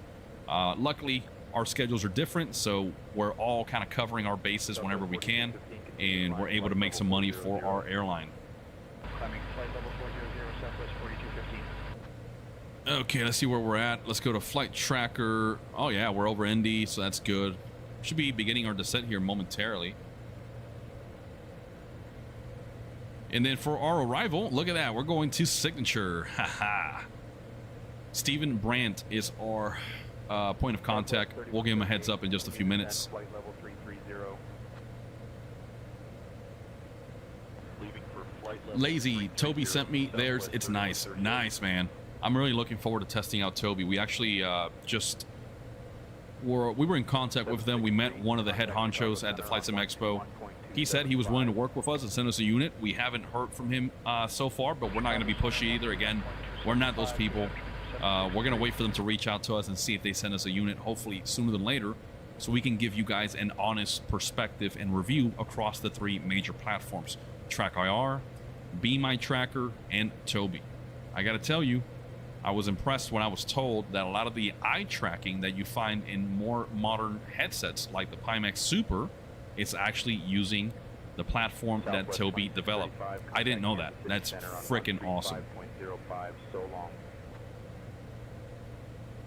Yeah, there we go, Flacco. If you can provide that in the link, man, for Bruce. Oh, but he already purchased it, man. That's what Bruce was saying. He's already purchased the software. He just wanted to know how it works. But yeah, Flacco, if you want to drop that code in the comments there so people can see it, and if they want to try it out, they can get a discount. It's going to help you guys. It's going to help us as well. We do have a commission with them, very small, but it just lets them know, hey, we sent you guys, and they can give you the discount and also give us the credit for referring you guys. So really appreciate it, guys. Yeah, Lazy, that's the point. Be My Tracker is so flexible. You don't have to have a dedicated module per se. Just set up a webcam like I have right now, and that's it.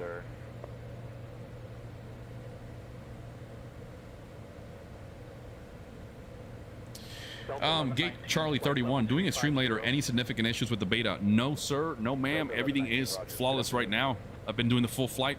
Again, like I mentioned earlier, we're running SayIntentions AI in the background. Jet card tracking our flight. We've got the stream software that you guys are seeing. I'm monitoring everything live over here. I've got Be My Tracker. So we've got 4 to 5 different software running in the background.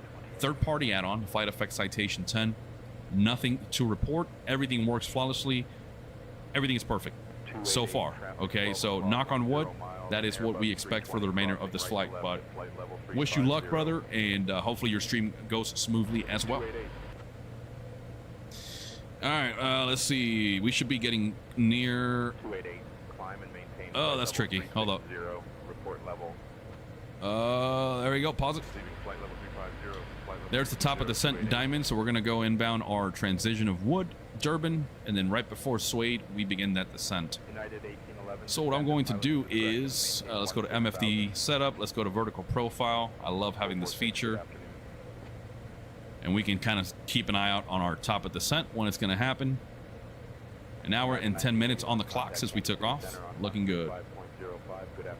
Absolutely, Gate. Hopefully it goes well for you and smooth. Feel free to report back to us later on, whether on a comment or an email. If anything happened, any kind of bugs you encounter, we'll be happy to spread the news with our community of followers, and that way people know what they're getting their hands into. But so far, great success. That was my Borat impression, by the way. I'm sorry, that was lame. All right, boys and girls, I think I'm going to speed it up a little bit.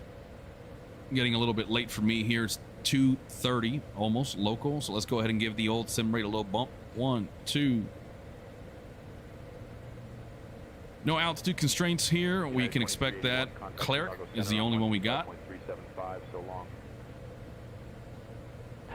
Chicago Center 125.3. That guy sounded pissed. You heard that? He went. Come on, baby. Come on.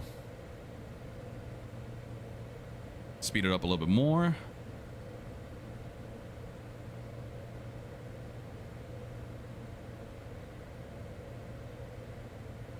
Descending flight level 330, Delta 1043. Okay, we're about to cross Wood.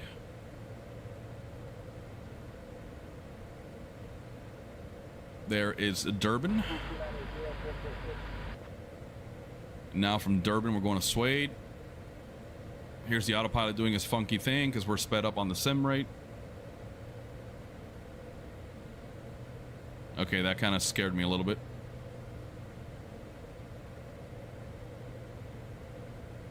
There we go. Let's slow her down again. Let me just make sure I am on a native. Or not native, but you guys know what I mean. I use the FS Simrate Bandit. I'm going to connect it. You'll hear it. Simrate 1. Perfect. We're good. All right, check it out. We're going to arm VNAV. flight guidance computer, you can see V altitude is flashing on the PFD. Why is my camera looking down? There we go. And again, guys, I think this is because I'm wearing the hat, so you know what? Indianapolis Center, 84 Whiskey, picking up Yeah, there we go. moderate turbulence, flight level 280. Mako 750, contact Chicago Center on 125.375. Hold on, that was for me. I missed that one. All right, over to Chicago Center, 125.375 for Mako 750. 125.375. Chicago Center, Mako 750, flight level 450. Mako 750, Chicago Center, good afternoon. 133.675. We're going to slap that on our VHF-2. Let's see if we can pick up ATIS. 787, continue climb, flight level 360. Nope, too far. Flight level 360, 787. And I'm just going to preemptively set my flight guidance computer altitude down to flight level 200 until we get other instructions. If not, we'll ask ATC if we can descend via the Hannibal 3 arrival. They're usually pretty good. Mako 750, descend via Hannibal 3, would transition into Metro, altimeter 29er89er. All right, we'll descend via the Hannibal 3, would transition into Metro, altimeter 29er89er for Mako 750. There it is, right on the cue. Here we go, we're approaching our top of the descent. You can see that magenta triangle indicating the VNAV path is active, and we'll be descending once we see that triangle. Mako 750, cross Cleric at flight level 230. We'll cross Cleric at flight level 230 for Mako 750. Cool. There we go. So we're watching, waiting for that thing to drop. You can see our horizontal distance from our top of descent. 518 Chicago Center, good afternoon. Waiting for that to drop. There it goes. Maintain flight level 230 as assigned. Maintain flight level 230 as assigned for Mako 750. What? There we go. Started the descent. Let's get our windshield heat on low. Seatbelt signs on, and let's go ahead and set our pressurization to field elevation, which was 6 something. 121.05, burn 4173, thanks. There we go, somewhere about yay. We've got a descent rate. Let's close our window vents for the cockpit.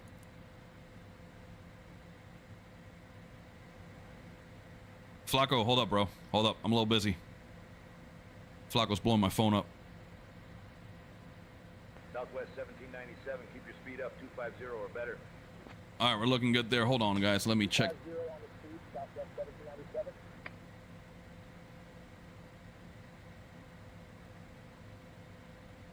Southwest 1853, climb and maintain flight level 400, report level. Flacco, try it again if you can, man. That's weird that it didn't pop up. Flight level 400, Southwest 1853. All right, we're descending, boys and girls. We're going to set 23,000 on the flight guidance computer. There we go.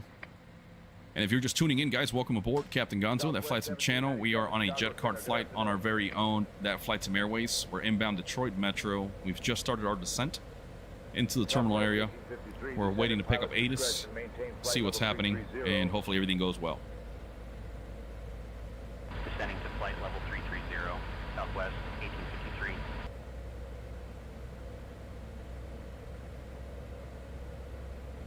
Chicago Center 840. There we go. There's a little plane. For flight level 360. 840, roger. Oh, that was tricky. I want to say right now, let's see. Yeah, we're looking good. Let's look down. Let's check Cleric.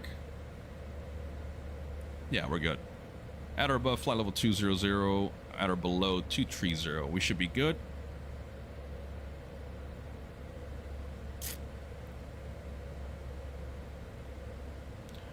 Got some cloud layers underneath, but nothing to report on the weather radar. That's good. That's always reassuring. Delta 1119, continue descent, flight level 310. Let me bring my heading bug over. down to flight level 310, Delta 1119. Keep it at least in a general area because we're gonna transition to vectors later on. 423, Roger. Good afternoon, sir. Looking good, guys. Looking good. Chicago Center 632, flight level 350. All right, passenger seatbelt signs is on. We can see a descent rate on our cabin press. Everything's looking good. Roger. Good afternoon. 133675 is set up on our VHF2. 840, traffic Check. 12 o'clock, 10 miles, crossing left to right, an Airbus 320 at flight level 330. We have the traffic, 840. All right, guys, we're doing good. Now, it is the beta, guys, so let's hope the approach and landing goes smoothly as the scenery starts to load up. I hope I didn't just jinx myself. I'm nervous now. Let's see what happens. Let's see what happens. I hope it goes well.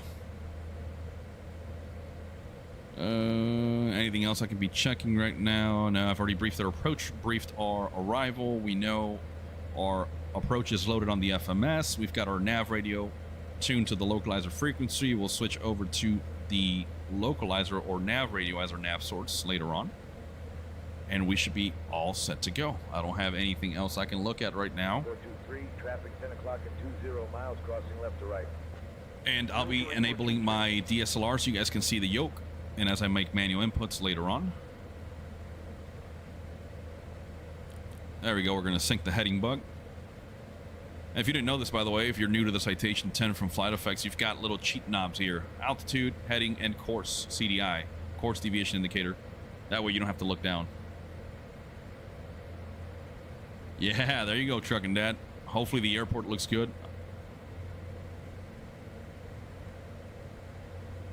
Nice, an hour from Metro. There you go, man. Southwest 1853, continue descent, flight level 310. Down to flight level 310, Southwest 1853. Oh, man, I'm thirsty. This Florida heat is insane, boys and girls. 53 Zulu. Arriving runways 22 right, 21 left. Departing runways 22 left, 21 right. Wind 260 at 13. Visibility 10. Scattered at 4500. Broken at 6000. Broken at 22,000. Temperature 29er. Dew point 18. Descending to flight level Altimeter 280, 2989. Southwest 1853. Density altitude 2500 feet. Advise on course heading, altitude, and if flight following is requested. 12 o'clock, 8 miles, an Read Airbus back all 320, runway and crossing hold right to short left at flight level instructions. 370. Advise on initial contact. You have Information Hotel. Looking 632. Detroit Metropolitan Wayne County Airport. Information Hotel. All right, we've got hotel. 19, descend and maintain flight level 290. Expect lower shortly. Looking good, guys. So we're going to set up our landing config. Flacco saying looks like the chat doesn't like my messages. If you don't mind, just read that message to the chat. It's good info. Oh, yeah. Good point. All right, so the Beam Tracker is a one-time purchase. No subscription, 3-hour free demo on Steam of all features. 14-day money-back guaranteed for the standalone version. Again, guys, you get a 3-hour demo to try out Be My Tracker. If you've got a webcam and you want to give it a shot, try it out for 3 hours. You get 14-day money-back guarantee if you don't like it.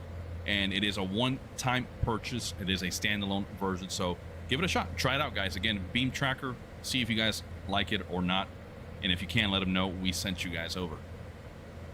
All right, well, we've got hotel. We've got our winds loaded, 260 at 13. We're inbound Cleric. We're still looking good.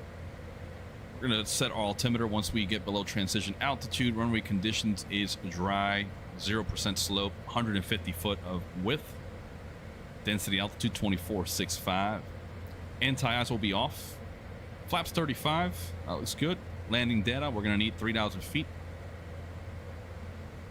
And whoa, what happened? 632 contact Cleveland Center on 133.525. Landing data, there we go. 133.525. There we go. Approach 122, VREF 117. I like it. Southwest 1853, continue descent, flight level 250. descending flight level 250, Southwest 1853. Yeah, it seems like Flacco's like shadow banned or something. That's weird. Continue to descend flight level 230.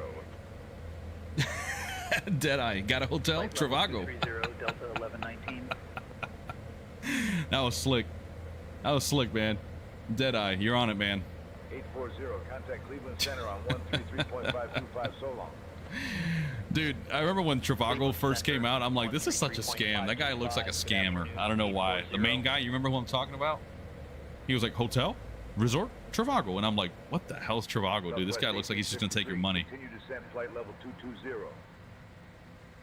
All right, we're looking good. We got 23,000 set. Southwest 1853. I'm gonna keep descending though, because 2524, proceed direct scope. let's do 8,000.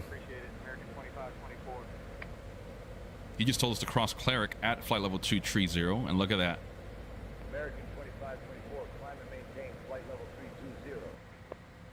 Oh, baby, perfection, perfection. Okay, we're about to cross another top at descent since we set it to Mako 750, contact Cleveland Center on 133.525. 133.525, Mako 750.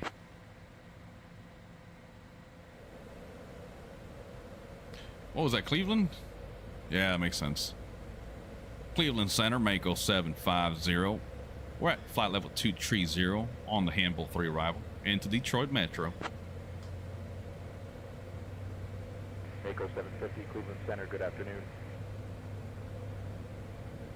All right, Handbull at or below 21,000, at or above 17,000 at 280 knots. 632, when ready to send and maintain Looking good. flight level There's the 310. VNAV path again. Flight level 310, 632.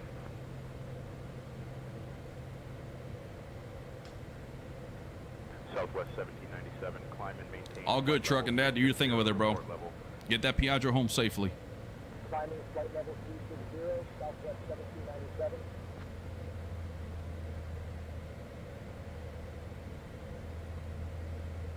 United 2053. Oh, nice. That'd be cool if you could hear me. Out of flight level 340 for flight level 360, United 2053. All right, let's come back a page. Okay, we're 19.8 from Handbull. Flight level 200 for 17,000. We're good. We're good. Southwest 1853, roger. Good afternoon. Deadeye is saying, I just bought the Citation 10. Only thing is that I can't seem to get it to go direct. I push direct button, type the point, but it doesn't seem to want to go. Interesting.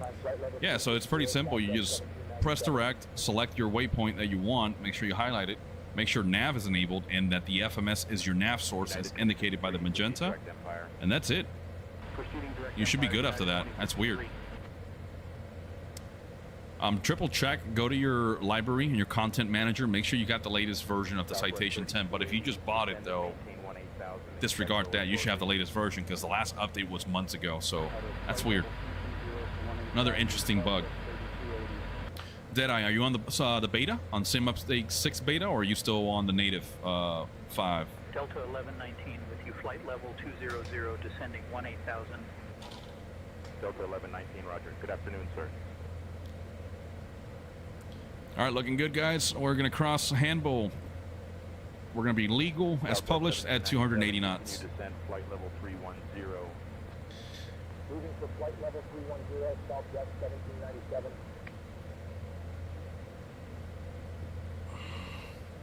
Oh, okay. Okay, so you're on the native. Yeah, that's really weird, man. United 1976, good afternoon. There we go. I'm going to re-enable the camera now before I forget. Delta 1119, descend and maintain 15,000, expect lower shortly. Descending 15,000, Delta 1119. Gonna zoom in here a little bit. Southwest 30. Keeping an eye out on our, 15,000, expect lower shortly. what do you call it, vertical profile. Down to 15,000, Southwest 32. Oh, man, I'm sorry to hear that, Deadeye. Yeah, give it a shot, man. Set up a new flight plan. Just take off out of a random airport, look for a waypoint or a VOR station, press direct, and see if you're on nav mode. make sure you're in a good intercept course. But then again, when you press the reg, it creates a new route from your present position, so it should pick it up. I've never had any issues. Detroit approach on 124.05. 12405 Mako 750.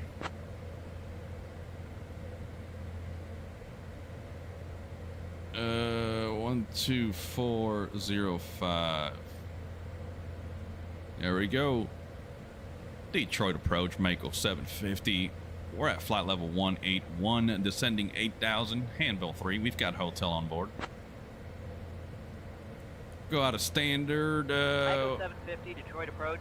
Good afternoon. Expect the ILS runway 21 left approach into Metro and confirm you have information India. We'll expect the ILS 21 left approach into Detroit, and we do have India on board for Mako 750. No, I don't. Information India. 17530. Oh, it is. It just updated. Arriving runways 22 right, 21 left. Departing runways 22 left, 21 right. Wind 220 at 12. Visibility 10. Few at 4500. Broken at 6000. Broken at 22,000. Temperature 30. Dew point 19er. Altimeter 29er88. Density altitude 2600 feet. Advise on course heading, altitude, and if flight following is requested. Read bed all runway and hold short instructions. Advise on initial contact. You have information India. Detroit All right, Metro. so we've updated. We've got India now. Let's look at our landing data yet again. 122, 117 on VRIF. Nothing's changed. Just want to make sure we've got everything configured correctly. Go to the tune page. We'll be good there. Sweet. 16,100. I'm going to go ahead and turn on my wing inspection light because I just do that out of habit. Seatbelt signs is on. Okay, we're looking good. Oh, what's that? What's that on the radar? Yeah, we got a little bit of nasty. Look at that.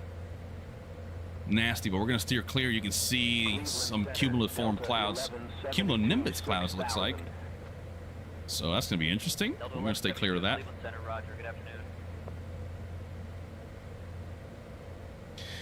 Truck and Dad is saying, can't remember, do you have to push execute like the P180 or CJ4 to go direct on the X? No, sir.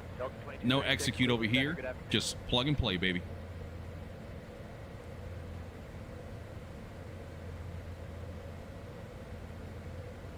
All right, guys, the fun's about to begin. I'm going to pull up my approach plate now.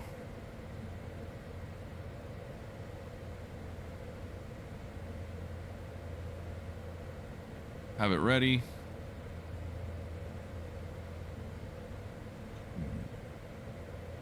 And 4,000 is going to be our missed approach altitude. We'll configure that when we're established. Look at that rain. That looks sick. Hold up.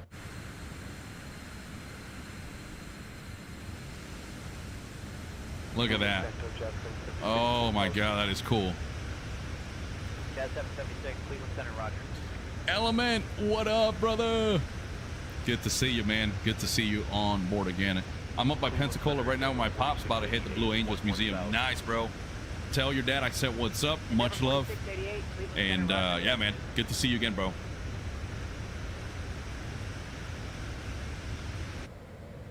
Jazz 776, contact St. Louis approach on 125.8. Baby.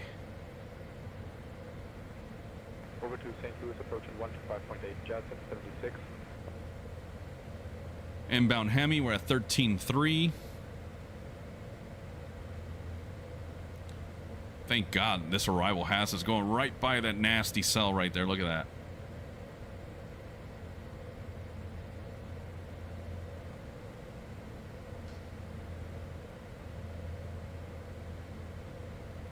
Cleveland Center, Skywest 4086, 13,000. Thanks, Element, brother. Let me know if and when you go live, bro, so we can show some love as well, man. All right. Center identified. Proceed on course. And Deadeye, there's no execute button in the CJ4. You just copy and paste the point to the top of the Lex page. Yeah, that's right. So it's similar here with the Citation 10. You can manually type it in, or you can just find it on your list and click it. Cleveland Center, good afternoon. Jazz 776, 10,000. And look at that, guys. Sim up the 6 beta. Look at the weather. I'm not using Rex Atmos. I'm not using anything. This is all live weather from the sim. And look at the radar. That is cool.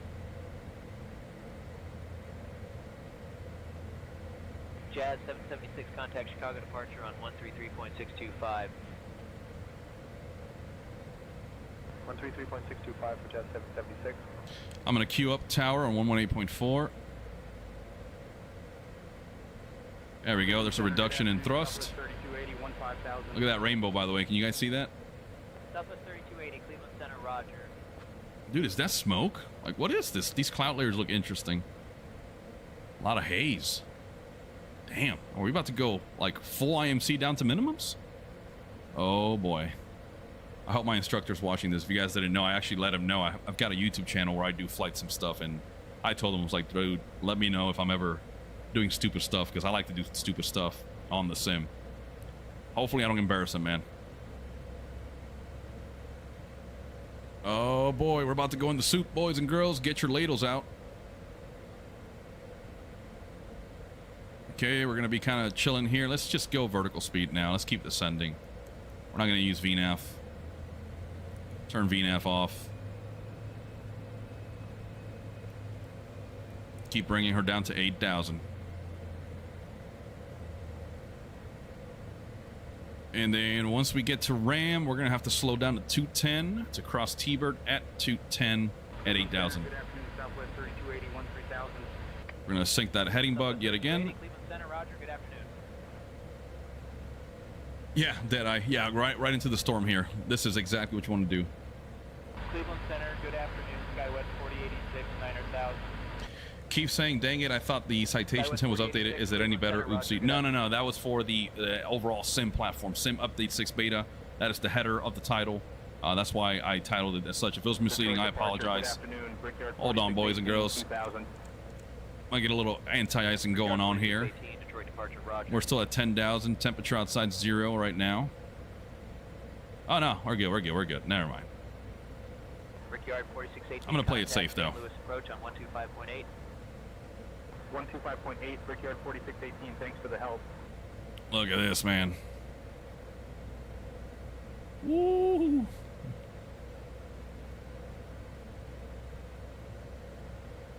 All right, let's turn off engine sync. Oh, hold on.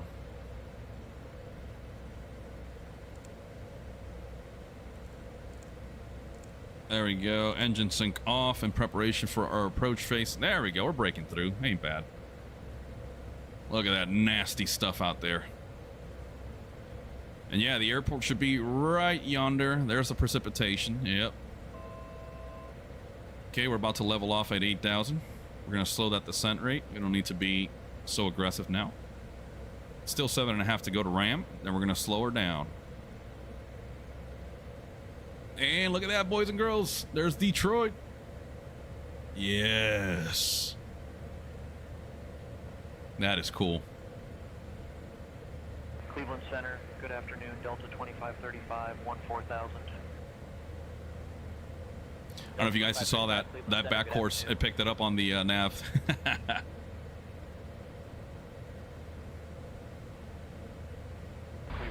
Deadeye, is Sim Update 6 Beta good to install? Yes, sir. You just got to go to your, if you're on PC, go to the Xbox Insider Hub. Make sure you go to previews and you manage and join the preview. Then restart your computer. Then fire up the sim and it'll prompt it to update automatically. And that's how you know you're in the beta. Keep saying, nah, all good. Just my FOMO, read it wrong. Trust me, brother. I am anxiously waiting for that update on the Citation 10. You have no idea, man. Trust me. Deadeye, we're good as long as we don't have cows. Hell yeah, brother. Look at that, man. Woo, baby. Gonna be a fun approach, boys and girls.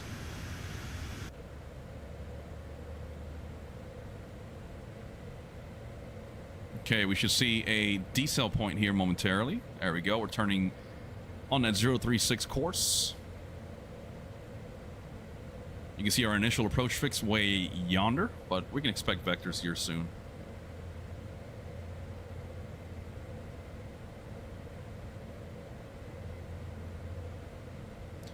You know what? I'm going to go with manual. Let's slow it down. 210.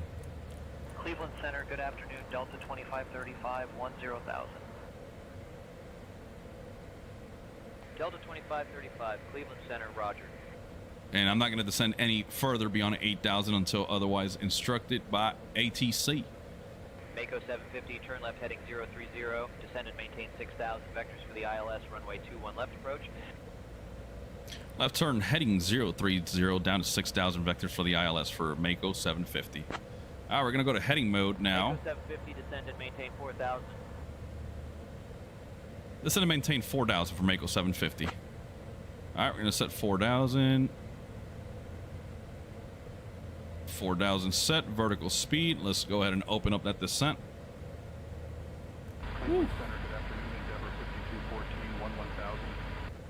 Since we're on heading mode now, on an assigned heading, Cleveland Center, Roger, good afternoon. we're going to go ahead and switch our nav source to the localizer. There we go. Localizer 1, you can see the identifier. We're going to see the final approach course 216, looking good. Anyone else kind of like the calling system over the G3000 and 5000? Yes. Yes, I love and respect Garmin, but it's boring. I said it. Departure Endeavor. I said it. I'm sorry. It's boring. The calling software just I feel like I have to do more, right? That's why I like flying the 737 over the Airbus, because I feel like I'm actually flying it. I feel like I'm actually doing something. On the G3000 and G5000, it's like, meh, everything's there. Yeah, cool. Situational awareness, whatever. But I don't know, man. I was just talking to Truck and Dad about that not too long ago. I'm just old school. I like a little bit of new and old together. Hold on, let's get some boards out. Getting a little bit fast. I'm going to slow us down to 200. Mako 750, turn left heading 260, descend and maintain 3,000. 260, 3,000 for Mako 750.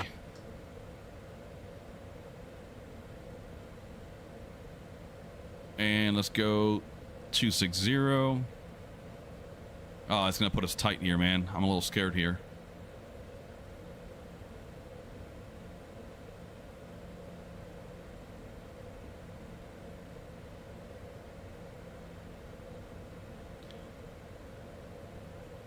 Let's open up this descent a little bit more.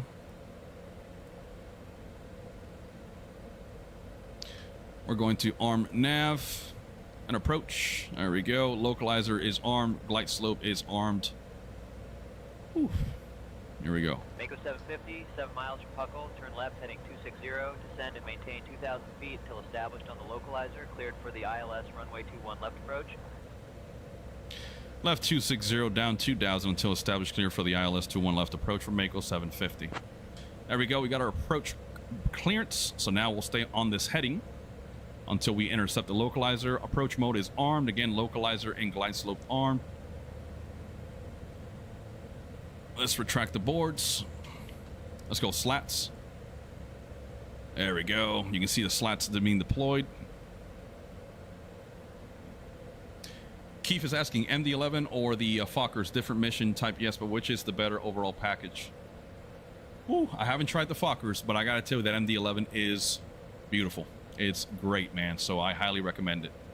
All right, guys, I'm gonna focus on the flying part now, so I apologize if I get behind on the chat. I will get back to you guys as soon as I land. We're in some IMC stuff right now. Visibility is a little questionable, so I need to monitor this bad boy. We're gonna slow down. Let's go to 180.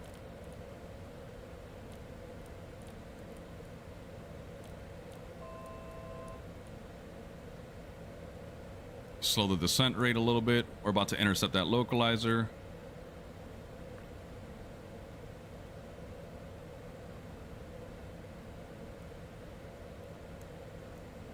Come on, baby. Don't do me wrong, baby. There we go. Localizer is live, and we're intercepting.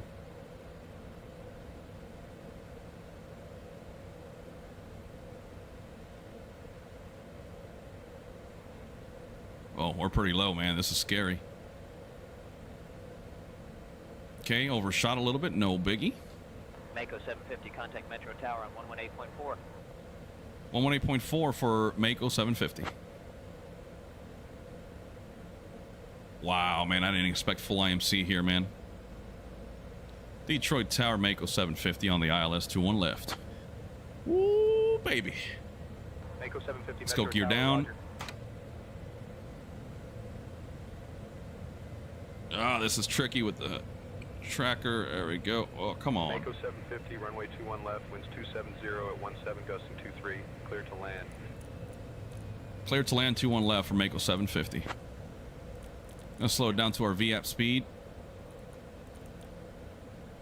Let's bring the flaps in. And we're gonna keep speed up 125 because we do have some gusts. Glide slope is captured. We're gonna go ahead and set our missed approach altitude of 4,000. Set that up.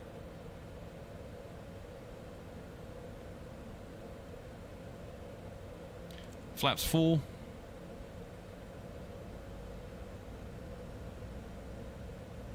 $4,000 set. Good speed. 4 landing gear down, and lock 3 green. Flaps have been set to 35. Autopilot still flying it. I think I'm starting to see the runway just a bit. Holy smokes. You know what? This deserves a replay. So we're going to open up Sky Dolly. We're going to start recording now. I don't see the runway, so I'm going to keep the autopilot going.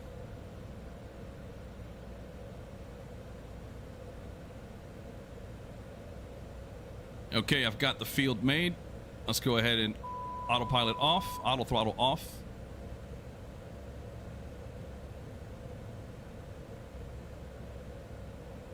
Here we go. Let's go to standby. I don't need that flight director. A little bit high. Oh yeah, the weather does look better, man. Good eye. A little bit fast here. Let's bring that power back. Look at that crab. Look at that crab. So we're going to do a little left rudder, right aileron once we get ready to flare. Bring the power in a little bit. There we go. Stabilize it. We're off center line. Delta 2480, hold short of runway 9er left. 9er L, holding short, Delta 2480. Okay, VREF 117. We're right on it. Power to idle. Kick the nose over nice and gently. Come on, kick over. Come on. Why are you responding? Wow. Look, full left rudder, dude. It's not doing anything. Okay. Little bounce. Speed brakes out. What's up with this rudder, dude? Now it's responding once that nose wheel made contact. Wow. All right, back to idle thrust. I started pressing pushing that left rudder over, man. Interesting. 132.725. Over to ground for Mako 750. A little skip to my loo there, but not terrible. Just that rudder just felt inefficient. Autopilot's disconnected. Yaw damper's off. 1391 contact departure. Departure, Delta 1391, see ya. Let's hold up. I'm over here looking at the chat and I almost overshot this taxiway. Delta 2480, hold short of runway 9er left. Holding short of runway 9er left. All right, let's come to a halt here. I want to see that replay. And I want to see if that rudder was being deflected. Again, autopilot was off.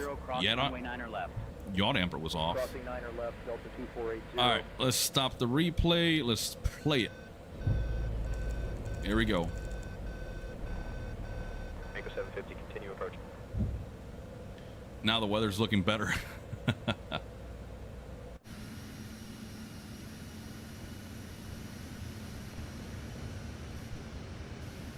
Mako 750, runway 21 left, winds 270 at 17, gusting 23, cleared to land.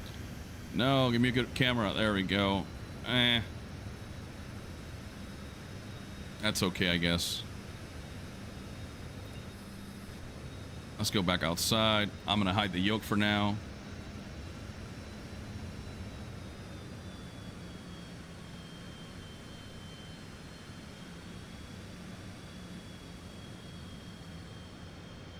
Again, look at how I'm crabbing hard here.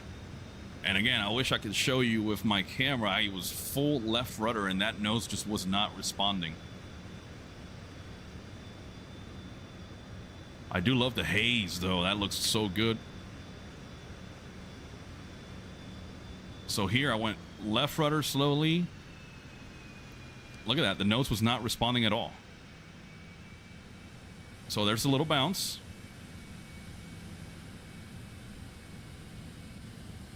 Yeah, look. No response whatsoever until the nose touched the ground. And then watch. See how it kicked over really hard?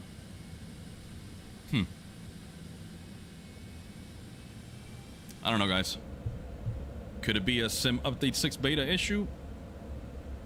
I don't know. Let's go check out Jet Card while the replay gets us back to our stopping point. Oh, here we go. Signature. Captain, we got notice you're on the ground but didn't get the heads up. Do you need crew van? No, we need passenger transport and a lap service. There we go. Holding short of runway 3 left, Delta 2535.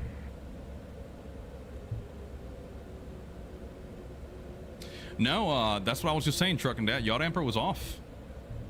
I don't know what's up with that, man. Ivan, but the rudder is bound because I'm able to taxi on the ground. So, again, it's almost like it didn't respond until I was nose down. But look. Wait, let me find... Endeavor look. 5214, winds 190 at 13, runway 21 You can left, see the clear nose to wheel land. steering tiller and the rudder pedals. I don't know. What was my ground frequency again? 132725. 132725. Detroit ground, Mako 750, clear of 21 left, requesting taxi to signature. Let's go clean the flaps. Speed brakes up. Strobe can come Mako off. 750, taxi to signature spot, stand, signature spot 1 via Juliet Whiskey, hold short of runway 27 right.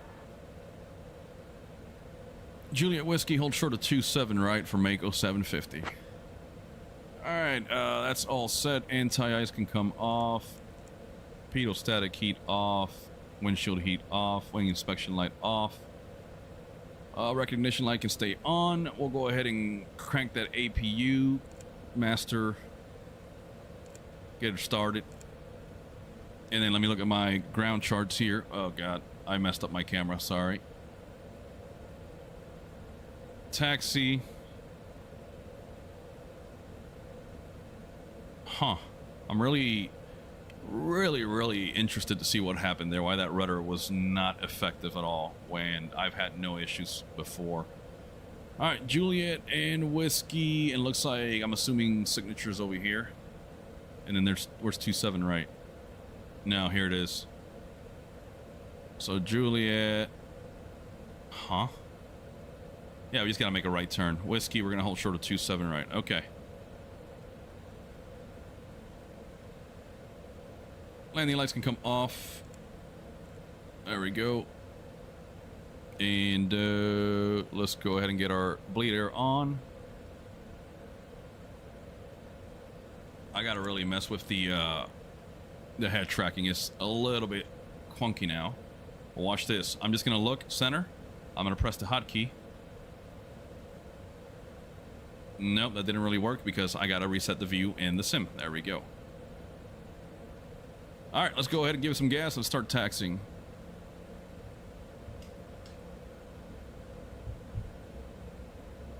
Yeah, so that's just selecting whether between A and B, right? You've got Yacht Emperor. Good point. That's interesting though, because I could have sworn I saw it turn off on the PFD when I took over the controls. But good catch. Interesting.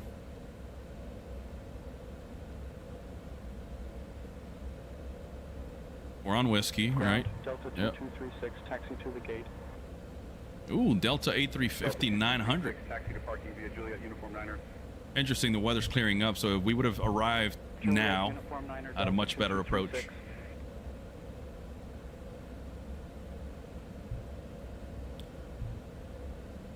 But yeah, I don't know, Trucking Dad. That's interesting. Literally no response from that rudder. Maybe it was the Yacht Emperor again, but...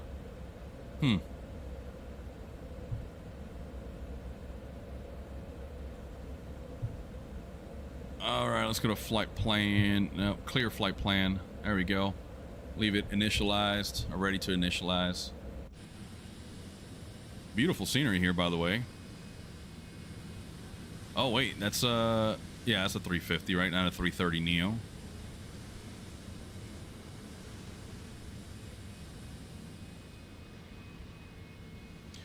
And I guess signatures over there.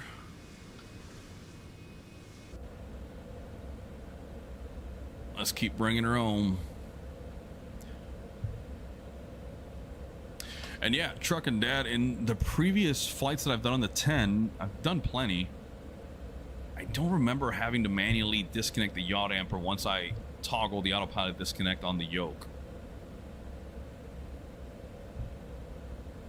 Yeah, I don't remember ever having to do that, so that's weird, man.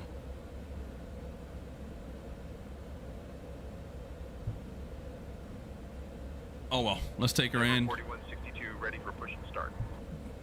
Endeavor 4162 push. Weather radar can go off. Let's come back. Push and start, Endeavor 4162. Oh, it's tricky here. There we go. There we go. Weather radar is shut down. We're coming up on 27 right. Maybe signatures elsewhere because he's telling us to hold short. Ready for push and start. Delta 9128 push approved. Expect taxi shortly. Let's see. I'm gonna check jet card real quick. Start Delta 9128. Ground ops. Yeah, I've already asked for a crew car and lav. Huh. Let's see what they tell us.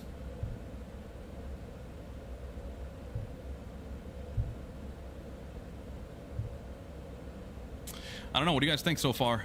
Sim update 6 beta. I mean, nothing really to report.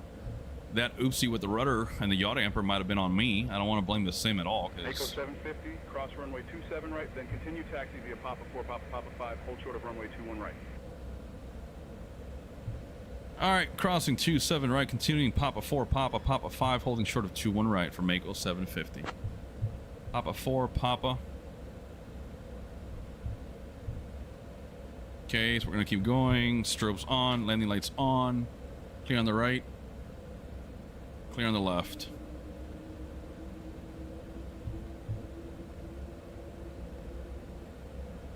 Strobes off, landing lights off. Endeavor 4162 ready to taxi.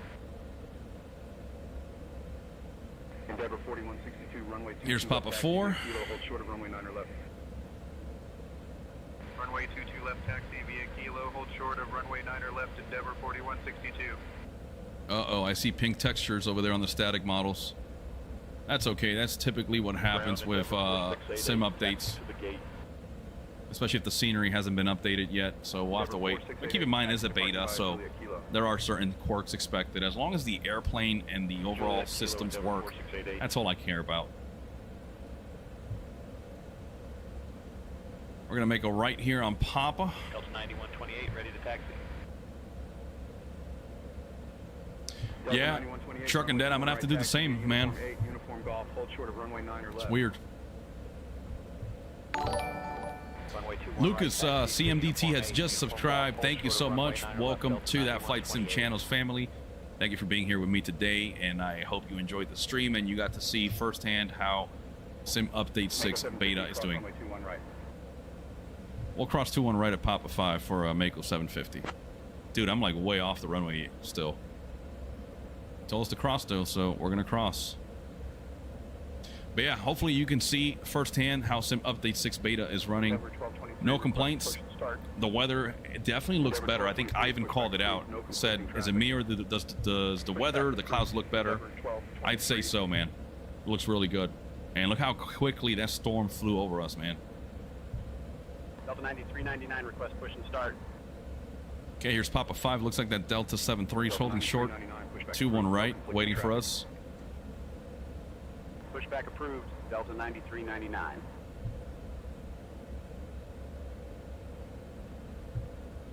American 2054 request push and start. Might be on a ground hold. Strobes on, landing lights on. Pushback approved. American 2054. Okay, crossing on Papa 5, clear on the right. Clear on the left. It is getting a little stuttery, a little laggy here, but we'll see. Okay, where to for now, ground? Endeavor 1223, ready to taxi. Endeavor 1223, runway 22 left, taxi via Kilo, Romeo, Yankee, Kilo 2, Kilo, hold short of runway 9 left. Runway 22 left, taxi via Kilo, Romeo, Yankee, Kilo 2, Kilo, hold short of runway 9 left, Endeavor 1223. That's not it, right? No. Ground, Mako 750. We're clear of 2-1 right on Mike 5. We need progressive taxi to signature.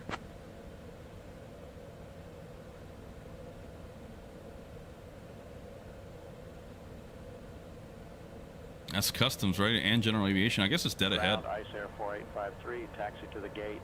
Mako 7, there it is. Taxi to signature spot, stand signature spot 1 via Mike 5. Progressive taxi approved. All right, taxiing to signature stand via Mike 5, and I see the progressive taxi for Mako 750. Thank you. So it is right here. Huh. I guess this is just remote parking.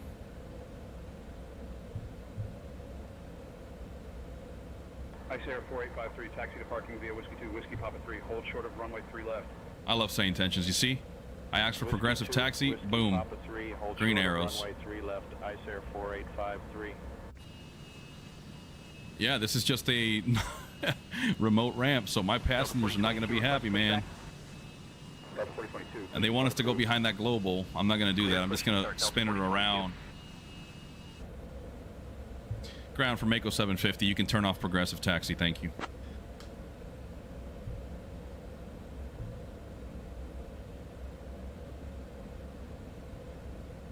M. Mike, what a tail number. Delta 9399, ready to taxi. Delta 9399, runway 21 right, taxi via Uniform 9er Bravo, hold short of runway 9er left. Let's find a hole here. Right, taxi via Uniform 9er Bravo, hold short of runway 9er left, Oh! Delta 9399. Did the scenery just up? Okay, you guys saw that. There was nothing here. And now we're inside the hangar. Runway 21 right, taxi via Uniform 9er Quebec Bravo, hold short of runway 9er left. I spoke too soon. Runway 21 right, taxi via Uniform 9er Quebec Bravo, hold short of runway 9er left, Delta 7201. We're gonna stop right here. Wow. Oh man, that's hilarious. All right, let's pull the parking brake. Shut the taxi light down. Generators on, bleeders on. Runway 21 right, taxi via Sierra 5, Sierra 6, hold short of runway 21. Cut off on both engines. Runway 21 right, taxi via Sierra 5, Seatbelt signs off. hold short of runway 21 left, Beechcraft 324. Beacon can go off. And let's just put 1214 on the comm so we can avoid all the chatter. All the beeping you're hearing is whatchamacallit. Jet card just letting me know, hey, we recognize you're on the ground, everything's good. Ground services, let's throw some chocks. We're gonna look at the ground crew, we're gonna let them know brakes are coming off. There we go. Cool. Let's go and open the door and let our passengers outside. A little bit weird on the performance. I'm noticing like not lag, but it does feel a little bit sluggish, if that makes sense. If I can open the door. There we go.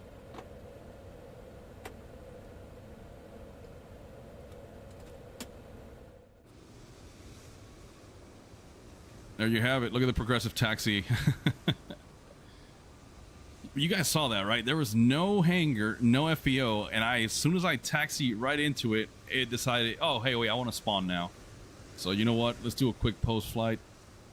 I'm going to get that song back up. That song is badass that I played earlier in the stream. Here we go. Yeah. Very fitting for the Citation 10, I think. Look at this. Man, that sucks with the static model. Oh, well. All right, well, the jet's intact.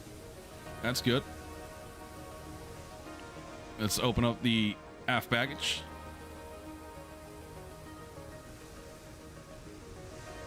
Let's go inside and let's pick up the drone camera. Yeah, there we go.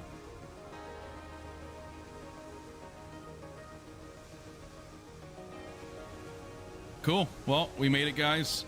We're on the ground. Oh, hold up. Let me check.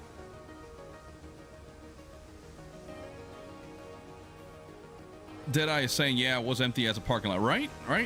But Truck and Dead is saying in real life that is a de-ice pad. Makes sense. So it's not just a random parking spot. Lucas, PC specs. I've got a AMD 7950X3D CPU, a 5090, NVIDIA 5090, the MSI Supreme, 32 gigs, and I've got 64 gigs of RAM, DDR5, 6000 megahertz, whatever it is, man. Yep, Truck and Dad saying, I see the Pepto planes are back. Yeah, it's definitely with the Sim Update 6 beta, so we'll have to do for now. I'll have to check the scenery, make sure that there's no updates available. Anyways, guys, hopefully this brings out some clarity to show you how the beta is running. I got no complaints besides the texture mishap, but you know what? That's something that I may have to update when the scenery is caught up to the Sim Update 6 environment. Remember, we're in beta, so we're gonna see bugs, glitches, weird things, but overall flight conditions, flying itself, it's been flawless. No complaints in that aspect. I hope you guys enjoyed it, and yeah. All right, brother, I appreciate you guys interacting with me as per usual. And yeah, this is my dream desktop. It took me years, but I'm finally here, and I don't intend on making any changes to it for a long time. Hopefully that 5090 isn't crap in 5-10 years from now, because my wife, I don't think, will really support me anymore if I buy another 6090 or whatever comes next. But yeah, guys, Gate C31, good luck later, brother, when you go and do some flying on the Sim Update 6 beta. Let us know, please, if you can, how it goes for you. And guys, if you're out there watching in the future or now, let us know as well your experience with Sim Update 6. Remember, beta. Guys, Be My Tracker, big shout out to them for letting us try their software. And don't forget to give them a shout out or give them a checkout. I think it really pays off. One-time purchase, 3-day trial or 3-hour trial, 14-day, no excuses, no bargaining. You get your money back if you're not happy. I like it. I just have to tune it a little bit better. But for me, coming from Track IR, I am happy. All right, guys, I'm gonna get off the air. I gotta go make some lunch, take care of some business. Thank you guys for being here. Hopefully this brings some insight of how Sim Update 6 beta is behaving. FlightFX, if you're watching this, please update this damn plane already. I am eager. Otherwise, I love her. She is the love of my life. So, all right, guys, take care. Capt.Gonzo, wishing you all smooth landings, happy flying. We'll see you on the next one. Later, guys.